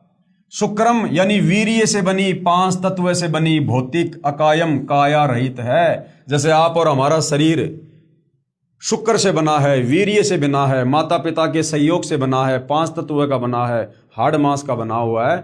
कबीर परमात्मा का शरीर ऐसा नहीं है। वह सर्व का मालिक, सर्वोपरि सतलोक में विराजमान है। उस परमेश्वर का तेज पुंज का स्वयं प्रकाशित शरीर है, जो शब्द रूप अर्थात अविनाशी है। वही कबीर देव अर्थात कबीर परमेश्वर है, जो सर्व ब्रह्मांडों की रचना करने वाला, सर्व ब्रह्मांडों का रचनहार, स्वयंभू यानी स्वयं प्रकट होने वाला, यथा तथ्य अर्थान वास्तव में शाश्वत यानी अविनाशी है। गीता अध्याय 15 श्लोक नंबर 17 में भी प्रमाण है कि उत्तम पुरुष तु अन्य परमात्मा इति उदाहरत, ये लोक तरम अवश्य विभर्ति अव ईश्वर है। गीता अध्याय 15 श्लोक नंबर 16 में 2 भगवानों की जानकारी है, क्षर पुरुष और अक्षर पुरुष की। क्षर पुरुष ये काल और अक्षर पुरुष 7 संग ब्रह्मांड का स्वामी। उसके बाद गीता अध्याय 15 श्लोक नंबर 17 में कहा है कि जो उत्तम पुरुष है, यानी जो सर्वश्रेष्ठ भगवान है, परमात्मा है, वो तो गीता अध्याय 15 श्लोक 16 में बताए गए दोनों भगवानों से अलग है, क्षर और अक्षर पुरुष से अलग है, जो तीनों लोकों में प्रवेश करके सबका पालन पोषण करता है, जिसने सारे ब्रह्मांडों को रचा है। भावार्थ है कि पूर्ण ब्रह्म का शरीर का नाम कबीर यानी कबीर देव है। पूर्ण ब्रह्म, ये काल भी अपने आप को क्या कहता है? ब्रह्म। और एक होता है पूर्ण ब्रह्म, पूर्ण ब्रह्म यानी वास्तव में परमात्मा, जबकि काल को केवल क्या कहते हैं? ब्रह्म, क्योंकि इसने भी अपने आप को ब्रह्म साबित कर दिया जीवों को धोखा देने के लिए, जबकि इसका वास्तव में नाम है ज्योति निरंजन। तो पूर्ण ब्रह्म का मतलब है कबीर भगवान, कंप्लीट परमात्मा। भावार्थ है कि पूर्ण ब्रह्म यानी कबीर भगवान का शरीर का नाम कबीर, कबीर देव है। उस परमेश्वर का शरीर नूर तत्व से बना है। परमात्मा का शरीर अति सूक्ष्म है, जो उस साधक यानी भगत को दिखाई देता है जिसकी दिव्य दृष्टि खुल चुकी है। इस प्रकार जीव का भी सूक्ष्म शरीर है, जिसके ऊपर 5 तत्व का खोल है, अर्थात 5 तत्व की काया चढ़ी होती है, जो माता पिता के सहयोग से शुक्रम यानी वीर्य से बनी है। शरीर त्यागने के पश्चात भी जीव का सूक्ष्म शरीर साथ रहता है। वह शरीर उसी भगत को दिखाई देता है जिसकी दिव्य दृष्टि खुल चुकी होती है। इस प्रकार परमात्मा व जीव की स्थिति को समझिए। वेदों में ओम नाम के सुमरण का प्रमाण है, जो केवल ब्रह्म यानी काल साधना है। वेदों में और गीता जी में जो ब्रह्म का नाम है वो क्या है? ओम। केवल एक ओम नाम साफ साफ लिखा हुआ है, क्योंकि काल ने और सारी साधना छुपा दी और अपने तक की जानकारी ही सीमित रखी। तो यहां क्या कहा जा रहा है कि वेदों में ओम नाम के सुमरण का प्रमाण है, जो केवल इस ब्रह्म का, इस काल का, इस ज्योति निरंजन की भक्ति का है, साधना का है। इस उद्देश्य से ओम नाम के जाप को पूर्ण ब्रह्म का मानकर ऋषियों ने भी हजारों वर्ष हठ योग समाधि लगाकर प्रभु प्राप्ति की चेष्टा की, परंतु प्रभु दर्शन नहीं हुए। सिद्धियां प्राप्त हो गई, उन्हीं सिद्धि रूपी खिलौनों से खेलकर ऋषि भी जन्म मृत्यु के चक्कर में ही रह गए तथा अपने अनुभव के शास्त्रों में परमात्मा को निराकार लिख दिया। अब जितने भी ऋषि संत महात्मा थे, जिन लोगों ने वेदों को पढ़ा और वेदों में उन्होंने देखा भाई वेदों में तो एक ओम मंत्र लिखा हुआ है कि ये ब्रह्म का मंत्र है, और उस ब्रह्म को सृष्टि रचना के अभाव में, तत्व ज्ञान के अभाव में इन साधु संत महात्मा ऋषियों ने, मनु जैसों ने इस ब्रह्म को ही पूर्ण परमात्मा मान लिया, इस काल को ही पूर्ण परमात्मा मान लिया, सारी सृष्टि का रचनहार मान लिया और देखा कि भैया इसका तो ओम मंत्र है यानी ये परमात्मा का ही होगा। तो इन्होंने उस ब्रह्म को परमात्मा मान के ओम मंत्र का ही जाप करना शुरू कर दिया, आगे देना शुरू कर दिया। और ओम नाम की साधना बहुत की, तप किए, लेकिन दर्शन काल ने दिए नहीं, क्योंकि उसका अटल विधान है कि मैं दर्शन किसी को दूंगा नहीं। तो अंत में साधु संत महात्मा ऋषियों ने वेदों को पढ़ने के बाद में तत्व ज्ञान के अभाव में क्या निष्कर्ष निकाल दिया कि भैया वो निराकार है, ब्रह्म निराकार है, परमात्मा दिखाई नहीं देता, परमात्मा किसी के सामने प्रकट नहीं होता, परमात्मा मनुष्य रूप में नहीं होता। क्योंकि जो साधना वो कर रहे थे वो काल तक की साधना थी, उस साधना से परमात्मा दर्शन देता नहीं, ना ये काल दर्शन देता। तो आगे चलकर ऋषियों ने, पंडितों ने, ब्राह्मणों ने, धर्मगुरुओं ने अपने अनुभव की जो पुस्तकें लिखी, उनमें लिख दिया कि भगवान तो निराकार है। और फिर आम व्यक्तियों ने उनकी बातों को सत्य मान लिया कि भैया हम तो ना संस्कृत जानते, ना शास्त्रों को जानते, और ये बड़े बड़े विद्वान, संस्कृत के प्रकांड ज्ञाता, बड़ी बड़ी यूनिवर्सिटी में, गुरुकुलों में ये पढ़ के आए हुए हैं, मुंह जुबानी इनको सारे श्लोक याद हैं, तो भैया ये जो बता रहे हैं बिल्कुल सही होगा। तो आम व्यक्तियों ने भी, आम समाज ने भी उन साधु संत महात्माओं के आधे अधूरे ज्ञान के कारण भगवान को निराकार ही मान लिया कि भगवान दर्शन नहीं देता। ब्रह्म यानी काल ने कसम खाई है कि मैं अपने वास्तविक यानी असली रूप में किसी को दर्शन नहीं दूंगा, मुझे अव्यक्त जाना करेंगे। अव्यक्त का भावार्थ है कि कोई आकार में तो है, परंतु व्यक्तिगत रूप से यानी स्थूल रूप में दर्शन नहीं देगा, शरीर रूप में दर्शन नहीं देता। जैसे आकाश में बादल छा जाने पर दिन के समय सूर्य अदृश्य हो जाता है, कुछ समय के लिए बादलों की ओट में छिप जाता है, वह दृश्यमान नहीं है, दिखाई नहीं दे रहा, परंतु वास्तव में बादलों के पार ज्यों का त्यों है। इस अवस्था को अव्यक्त कहते हैं, यानी है लेकिन दिखाई नहीं दे रहा, उसको क्या कहते हैं? अव्यक्त। इसके प्रमाण के लिए गीता अध्याय 7 श्लोक नंबर 24, 25, अध्याय 11 श्लोक नंबर 48 और 32 जो आपको पहले बता दिए गए हैं। इसके बाद पवित्र गीता जी बोलने वाला ब्रह्म यानी काल, जो श्री कृष्ण जी के शरीर में प्रेतवत प्रवेश करके कह रहा है कि अर्जुन मैं बढ़ा हुआ काल हूं और सभी को खाने के लिए आया हूं। इसका प्रमाण कहां है? गीता अध्याय 11 श्लोक नंबर 32। गीता अध्याय 11 श्लोक नंबर 32 में जो लोग ये समझते हैं कि गीता का ज्ञान श्री कृष्ण जी ने दिया है, तो गीता अध्याय 11 श्लोक नंबर 32 में ये काल श्री कृष्ण जी में प्रेत की भांति प्रवेश करके कह रहा है कि अर्जुन मैं काल हूं, काल, और सबको खाने के लिए आया हूं। जबकि भाई और बहनों, उससे पहले कभी भी श्री कृष्ण जी ने अपने आप को काल नहीं बताया और ना श्री कृष्ण जी काल थे। तो श्री कृष्ण जी का तो केवल शरीर प्रयोग में लिया गया, बाकी उसके अंदर बैठकर ये जो गीता जी का ज्ञान था ये ज्यादातर युद्ध करवाने के लिए ये काल ब्रह्म ने दिया। क्या कहा? पवित्र गीता जी बोलने वाला ब्रह्म काल श्री कृष्ण जी के शरीर में प्रेतवत यानी भूत की तरह प्रवेश करके कह रहा है कि अर्जुन, मैं बढ़ा हुआ काल हूं और सबको खाने के लिए आया हूं। गीता अध्याय 11 श्लोक नंबर 32। ये मेरा वास्तविक रूप है, इसको तेरे अलावा न तो कोई पहले देख सका तथा न आगे कोई देख सकता। अर्थात वेदों में वर्णित यज्ञ, जप, तप तथा ओम नाम आदि की विधि से मेरे इस वास्तविक स्वरूप के दर्शन नहीं हो सकते। गीता अध्याय 11 श्लोक नंबर 48 में क्या कह रहा है? मैं कृष्ण नहीं हूं। श्री कृष्ण जी के शरीर में बैठा हुआ वो काल। गीता अध्याय 11 श्लोक नंबर 48 में क्या कह रहा है कि अर्जुन, मैं कृष्ण नहीं हूं। ये मूर्ख लोग कृष्ण रूप में मुझ अव्यक्त को व्यक्त यानी मनुष्य रूप मान रहे हैं, क्योंकि ये मेरे घटिया नियम से अपरिचित हैं कि जो मैंने सौगंध खा रखी है ना कि मैं किसी को काल रूप में दर्शन नहीं दूंगा। इन लोगों को नहीं पता कि मैं कभी वास्तविक इस काल रूप में सबके सामने नहीं आता, अपनी योग माया यानी सिद्धि शक्ति से छुपा रहता हूं। गीता अध्याय 7 श्लोक नंबर 24 और 25 का सारांश है ये। अब गुरुदेव कह रहे हैं, विचार करो, अपने छुपे रहने वाले विधान को स्वयं अश्रेष्ठ अनुत्तम क्यों कह रहा है? यदि पिता अपनी संतान को भी दर्शन नहीं देता तो उसमें कोई त्रुटि है। यदि बाप अपने बेटा बेटियों को दर्शन ना दे और उनसे छुप के रहे, इसका मतलब उस बाप में कोई कमी है, कोई त्रुटि है, कोई भयंकर गलती कर रखी है जो उसको शर्म आ रही है। तो इस काल ने भाई और बहनों सतलोक में बहुत भयंकर गलती की थी। दुर्गा के साथ में बलात्कार करने का प्रयास किया था, अपने पिता कबीर भगवान के साथ में धोखा किया था, जिस कारण से कबीर भगवान ने इसको श्राप दिया और इसको सतलोक से निष्कासित कर दिया, जिस कारण से ये अपने तीनों बेटे ब्रह्मा विष्णु महेश को भी दर्शन नहीं देता। यदि पिता अपने संतान को भी दर्शन नहीं देता तो उसमें कोई त्रुटि है, जिस कारण से छुपा है तथा सुविधाएं भी प्रदान कर रहा है।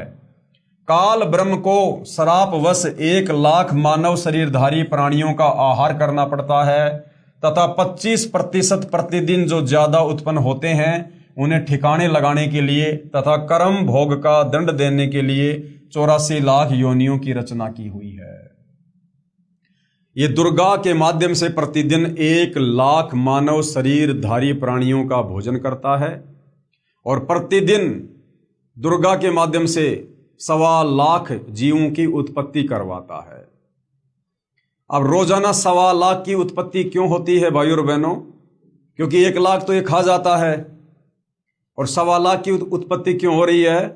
क्योंकि बाकी कुछ जीव फिर अपना कर्म दंड भोगने के लिए 1,84 योनियों में डालने पड़ते हैं, गधे कुत्ते सूअर कीट पतंग बनाने पड़ते हैं। तो उसकी क्षतिपूर्ति करने के लिए इसको 25% एक्स्ट्रा पैदा करवाने पड़ते हैं ताकि 1,00,000 ये खाता रहे।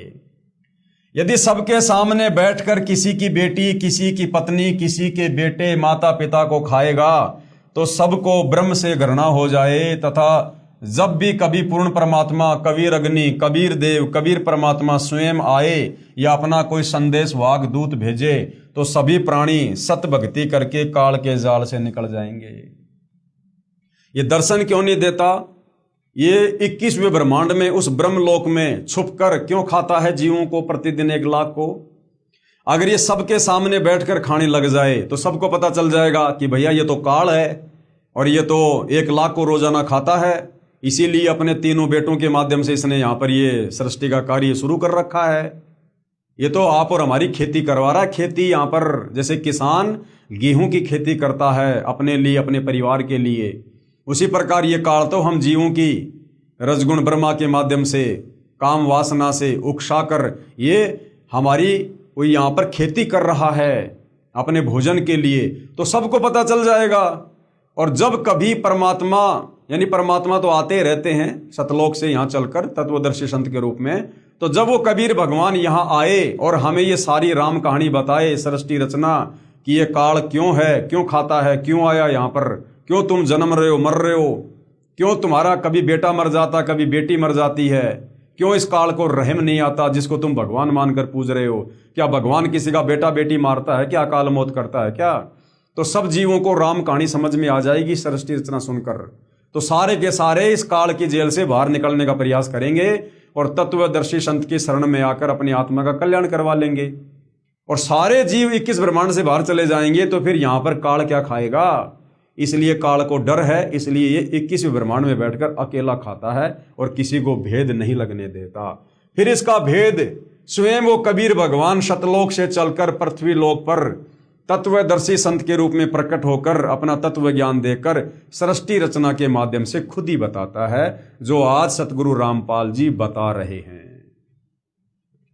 इसलिए धोखा देकर रखता है तथा पवित्र गीता अध्याय 7 श्लोक 18, 24, 25 में अपनी साधना से होने वाली मुक्ति यानी गति को भी अनुतमाम यानी अति अश्रेष्ठ घटिया बता रहा है तथा अपने विधान नियम को भी अनुत्तम अश्रेष्ठ कहा है।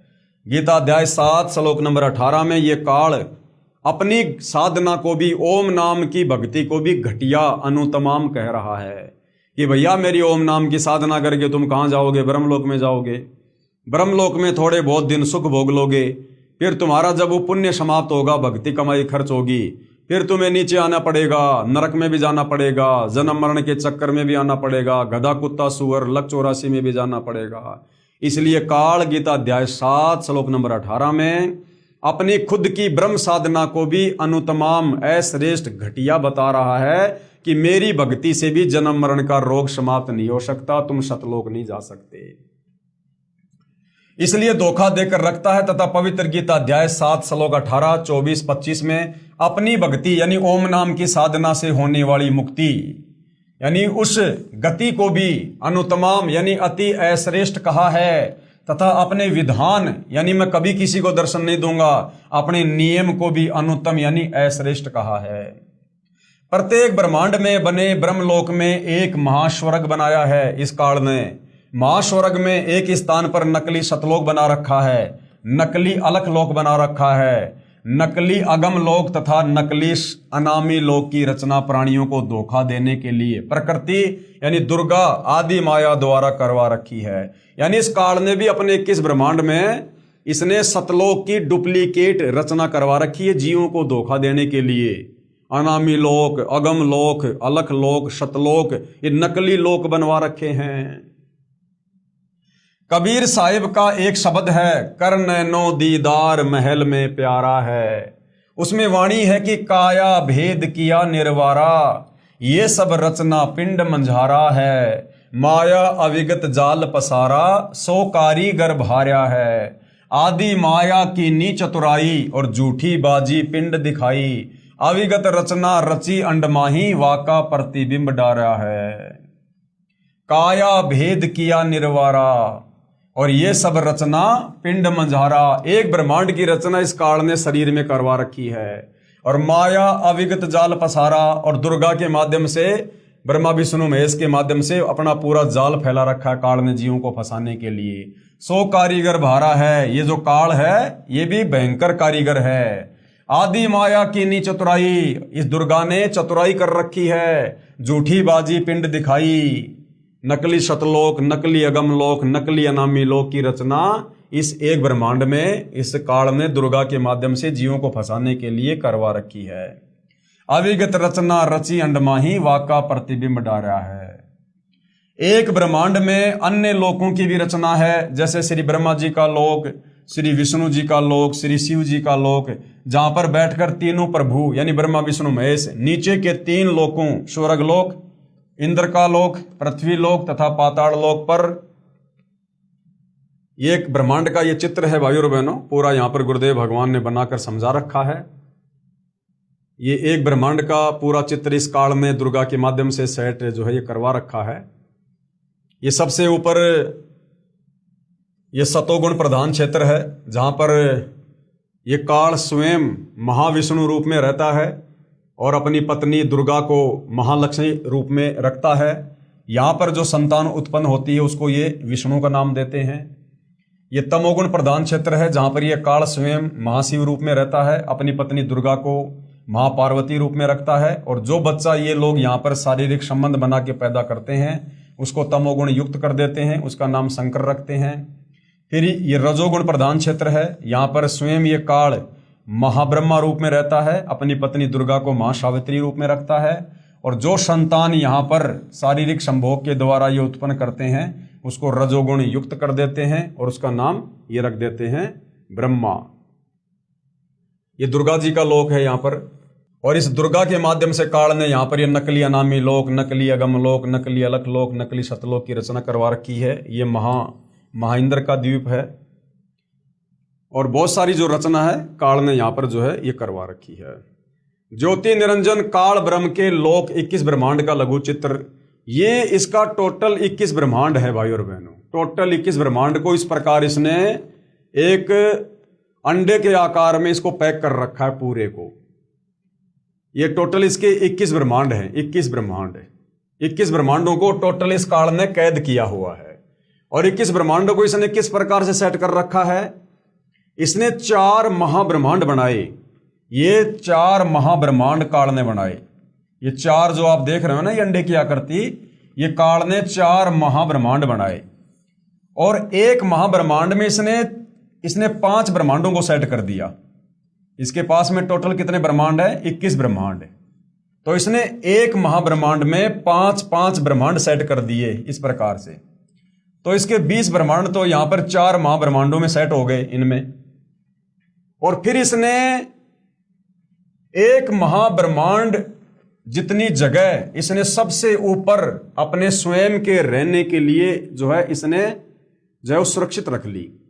यानी इसके 20 ब्रह्मांड तो इन 4 महाब्रह्मांडों में आ गए, और एक ब्रह्मांड इसने खुद के लिए यहां पर अपना सेट कर लिया जिस पर यह स्वयं रहता है। इसके अलावा जहां पर कोई नहीं जा सकता है इसकी मर्जी के बिना, इसकी आज्ञा के बिना। और यहां पर इसने नकली अनामी लोक, नकली अगम लोक, नकली अलख लोक, नकली सतलोक की रचना कर ली जीवों को धोखा देने के लिए। और इस तरफ इसने 12 अचिंत भक्तों का निवास स्थान बना लिया। अभी काल ने अपने 21वें ब्रह्मांड के पास में ये 4 लोक क्यों बनाए? इसने धोखा देने के लिए, अनामी लोक, अगम लोक, अलख लोक, शतलोक। जब तत्वदर्शी संत रूप में कबीर भगवान इस धरती पर प्रकट होते हैं, अपना ज्ञान देते हैं, विशेषकर ये कलयुग की बिचली पीढ़ी का समय जो आप और हमें नसीब है, जिस समय हम पूर्ण भक्ति का पूर्ण कोर्स करके सतलोक जा सकते हैं, वास्तव में मोक्ष प्राप्त कर सकते हैं। तो इस समय कबीर भगवान स्वयं आते हैं तत्वदर्शी संत के रूप में, जैसे वर्तमान में सतगुरु रामपाल जी के नाम से आए हुए हैं। तो वर्तमान में गुरुदेव हमें भक्ति का कंप्लीट कोर्स दे रहे हैं, प्रथम नाम, शतनाम, सार नाम, सब कुछ। तो जो भगत सतनाम ले लेंगे, सार नाम ले लेंगे, और किसी कारण से वो पार नहीं हो पाए, मोक्ष नहीं करवा पाए अपनी किसी भी कमजोरी के चलते, तो फिर उन भगत आत्माओं की जो सतनाम की जो कमाई है, उस सतनाम की कमाई को ये काल यहाँ पर नकली सतलोक में बैठाकर, नकली अगम लोक में बैठाकर, नकली अनामी लोक में बैठाकर यहाँ पर ये उसकी बर्बाद करवा देता है। और यहाँ पर जो 12 ये भक्तों का जो निवास है, यहाँ पर ये विशेष 12 आत्माओं को रिजर्व में रखता है। 12 आत्माओं को ये अलग से छांट के रखता है। कौन 12 आत्मा? जो इस कलयुग की बिचली पीढ़ी में सतगुरु रामपाल जी से उपदेश लेकर भक्ति तो खूब करेंगे, दान धर्म खूब करेंगे, सतनाम का जाप करेंगे, सार नाम भी ले लेंगे, लेकिन वो पार नहीं हो पाएंगे मर्यादा तोड़ने के चलते या फिर मन में विश्वास ना होने के कारण। तो उनके पास भक्ति जबरदस्त हो जाएगी। तो ऐसे 12 भक्तों को ये सेलेक्ट कर लेगा और यहां उनको रिजर्व में रखता है। और इनका फिर ये कब इनका मिसयूज करेगा? जब कलयुग की बिचली पीढ़ी में फिर से वो कबीर भगवान आएगा तत्वदर्शी संत बनकर, जैसे वर्तमान में आए हुए हैं, और जब वो अपना ज्ञान प्रचार करेगा तो ये काल फिर इन 12 आत्माओं को यूज करेगा अपने एजेंटों के रूप में, अपने दूतों को रूप में। फिर ये काल भी इनको धरती पर नकली सतगुरु बना के भेजेगा। जैसे ये धन धन सतगुरु वाला है, या राधा स्वामी पंथ वाले हैं, या ये जय गुरुदेव पंथ वाले हैं, निरंकारी पंथ वाले हैं, अन्य जो कबीर पंथ में हैं। फिर इस प्रकार इन भक्तों को जिनके पास भक्ति खूब होती है, ये फिर यहाँ पर परमात्मा के विरोध में, यहाँ पर परमात्मा के इस ज्ञान में मिलावट करने के लिए और अपना अज्ञान फैलाने के लिए फिर ये काल इन 12 आत्माओं को सतगुरु बनाकर, पूर्ण गुरु बनाकर, और यहां इस काल के लोक में भेज देता है अपने एजेंट बनाकर। तो ये इसका 21 ब्रह्मांड का पूरा एक चित्र बनाकर गुरुदेव भगवान ने हमें दिया है। एक विभाग के मालिक बनकर प्रभुता करते हैं कौन? ये ब्रह्मा विष्णु महेश एक एक विभाग के मालिक बनकर यहां पर तीनों लोकों में ये राज करते हैं। रजगुण ब्रह्मा, सतगुण विष्णु, तमगुण शंकर। तथा अपने पिता काल के खाने के लिए प्राणियों की उत्पत्ति, स्थिति तथा संहार का कार्यभार संभालते हैं। ये ब्रह्मा विष्णु महेश तो मैनेजर हैं इस काल के भोजन का प्रबंध हो रहा है। यानी भाई और बहनों, ये काल इस 21 ब्रह्मांड में कोई बिजनेस नहीं कर रहा, इसको कोई मतलब नहीं है। इसने जो गलती सतलोक में की थी, इसको श्राप लगा कि तू प्रतिदिन 1 लाख मानव शरीरधारी प्राणियों के सूक्ष्म शरीर से निकली वासना खाएगा। तो भाई और बहनों, यहां पर इसने अपनी भूख शांत करने के लिए, अपनी भूख मिटाने के लिए इसने दुर्गा के माध्यम से पूरा प्रपंच फैला रखा है ब्रह्मा विष्णु महेश की आड़ में।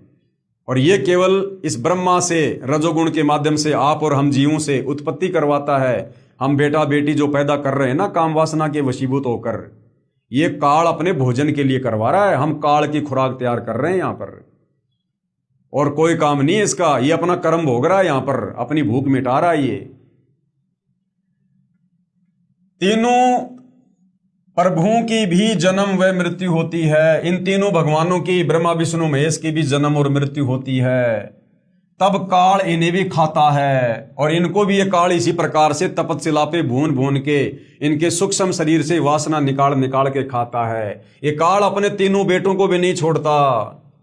इसी ब्रह्मांड, इसे अंड भी कहते हैं क्योंकि ब्रह्मांड की बनावट अंडाकार है। इसे पिंड भी कहते हैं क्योंकि शरीर यानी पिंड में एक ब्रह्मांड की रचना कमलों में टीवी की तरह देखी जाती है। एक मानसरोवर तथा धर्मराय न्यायाधीश का भी लोक है, तथा एक गुप्त स्थान पर पूर्ण परमात्मा अन्य रूप धारण करके रहता है। यानी काल के 21 ब्रह्मांड में कबीर भगवान ने भी अपना एक राजदूत भवन बना रखा है। गुप्त स्थान है जो काल को जानकारी नहीं होती है, जिसको मिनी सतलोक कहते हैं। जैसे प्रत्येक देश का राजदूत भवन होता है, वहां पर कोई नहीं जा सकता। वहां पर वे आत्माएं रहती हैं जिनकी सतलोक की भक्ति अधूरी रहती है। यानी मिनी सतलोक में, जो इसी काल के 21 ब्रह्मांड में है, जहां कोई नहीं जा सकता है, वहां वो आत्मा रहती हैं जिनकी सतलोक जाने वाली भक्ति कुछ अधूरी रह जाती है। तो परमात्मा उन आत्माओं को बीज रूप में वहां पर रख देता है। जब भक्ति युग आता है, जैसे वर्तमान में भक्ति युग आ गया, कलयुग की पिछली पीढ़ी, जब भक्ति युग आता है तो उस समय परमेश्वर कबीर जी अपना प्रतिनिधि पूर्ण संत सतगुरु भेजते हैं। यानी परमात्मा खुद ही अपने प्रतिनिधि बनकर आते हैं, खुद ही परमात्मा सतगुरु की भूमिका करते हैं। इन पुण्यात्माओं को जो मिनी सतलोक में बैठाई जाती हैं, उनको पृथ्वी पर उस समय मानव शरीर प्राप्त होता है, तथा ये शीघ्र ही सत भक्ति पर लग जाते हैं। जैसे आप और हम, ज्यादातर नहीं, जो भाई बहन तुरंत सतगुरु रामपाल जी की भक्ति को स्वीकार कर लेते हैं और जो दृढ़ होकर लग जाते हैं, वो आत्माएं परमात्मा मिनी सतलोक से भेजता है। तो आप और हम सब भाई बहन मिनी सतलोक से आए हुए हैं, तथा ये शीघ्र ही सत भक्ति पर लग जाते हैं, तथा सतगुरु से दीक्षा प्राप्त करके पूर्ण मोक्ष प्राप्त कर जाते हैं। उस स्थान पर रहने वाले, कहां? मिनी सतलोक में रहने वाले हंस आत्माओं की निजी भक्ति कमाई खर्च नहीं होती है। परमात्मा के भंडार से सर्व सुविधाएं उपलब्ध होती हैं। ब्रह्म यानी काल के उपासकों की भक्ति कमाई स्वर्ग महास्वर्ग में समाप्त हो जाती है, क्योंकि इस काल लोक यानी ब्रह्म लोक तथा परब्रह्म लोक में प्राणियों को अपना किया कर्म फल ही मिलता है। क्षर पुरुष यानी ये काल, इसने अपने 20 ब्रह्मांडों को 4 महाब्रह्मांडों में विभाजित किया है। जैसा कि अभी आपको वो चित्र दिखाया था, एक महाब्रह्मांड में, यानी एक जो गोलाकार जो इसने बना रखा ना, बड़ा सा, जो 4 बना रखे गोले, तो एक महाब्रह्मांड यानी वो बड़ा सा गोला, एक महाब्रह्मांड में 5 ब्रह्मांडों का समूह बनाया है। यानी छोटे छोटे इसने 5 ब्रह्मांड इस एक गोले में सेट कर रखे हैं, जिसको महाब्रह्मांड की संज्ञा दी गई है। तथा चारों ओर से अंडाकार गोलाई में रोका है, तथा चारों महाब्रह्मांडों को भी फिर अंडाकार गोलाई में रोका है। 21वें ब्रह्मांड की रचना एक महाब्रह्मांड के जितना स्थान लेकर की है, और जो ये खुद रहता है ना 21वें ब्रह्मांड में, ब्रह्मलोक में, उसकी जो सीमा है वो एक महाब्रह्मांड के बराबर है। जिस एक महाब्रह्मांड में इसने 5 ब्रह्मांडों को रोका है, तो जहां ये काल रहता है ब्रह्मलोक में, उसका क्षेत्रफल कितना है? 1 महाब्रह्मांड के जितना है। 21वें ब्रह्मांड में प्रवेश होते ही 3 रास्ते बनाए हैं। 21वें ब्रह्मांड में भी बाईं तरफ नकली सतलोक, नकली अलखलोक, नकली अगमलोक, नकली अनामी लोक की रचना प्राणियों को धोखे में रखने के लिए आदि माया दुर्गा से करवाई है। तथा दाईं तरफ 12 सर्वश्रेष्ठ ब्रह्म साधकों भक्तों को रखता है। फिर प्रत्येक युग में उन्हें अपने संदेश वाहक संत सतगुरु बनाकर पृथ्वी पर भेजता है, जो शास्त्र विधि रहित साधना व ज्ञान बताते हैं, यानी वेदों के विरुद्ध साधना बताएंगे फिर वो काल प्रेरणा से, तथा स्वयं भी भक्तिहीन हो जाते हैं तथा अनुयायियों को भी काल जाल में फंसा जाते हैं। फिर वे गुरुजी तथा अनुयायी दोनों ही नरक में जाते हैं। जैसे वर्तमान में सतगुरु रामपाल जी के ज्ञान में सबसे ज्यादा बाधक कौन है? ये धन धन सतगुरु, राधा स्वामी, जय गुरुदेव, निरंजन वाले, ये निरंकारी पंथ वाले, ये नकली जो कबीर पंथ हैं ये। तो काल क्या करता है? उन गुरुओं को भी नरक में डालता है भक्तिहीन होने के बाद, और वो गुरु यहाँ आकर जो काल प्रेरणा से शास्त्र विरुद्ध ज्ञान बताते हैं वो भगत भी नरक में डाल दिए जाते हैं। फिर सामने एक ताला लगा रखा है, वह रास्ता काल ब्रह्म के निज लोक में जाता है, जहां पर ये ब्रह्म काल अपने वास्तविक मानव सदृश से काल रूप में रहता है। इसी स्थान पर एक पत्थर की टुकड़ी तवे के आकार की चपाती पकाने की लोहे की गोल प्लेट सी होती है, स्वतः गर्म रहती है, तपतशिला, जिस पर 1 लाख मानव शरीरधारी प्राणियों के सूक्ष्म शरीर को भूनकर उसमें से गंदगी निकाल कर खाता है। उस समय सभी प्राणी बहुत पीड़ा अनुभव करते हैं तथा हाहाकार मच जाती है। फिर कुछ समय उपरांत वे बेहोश हो जाते हैं। जीव मरता नहीं है, आत्मा मरती नहीं है। फिर धर्मराज के लोक में जाकर कर्म आधार से अन्य जन्म प्राप्त करते हैं तथा जन्म मृत्यु का चक्कर बना रहता है। उपरोक्त सामने लगा ताड़ा यानी ब्रह्म काल केवल अपने आहार वाले प्राणियों के लिए कुछ क्षण के लिए खोलता है।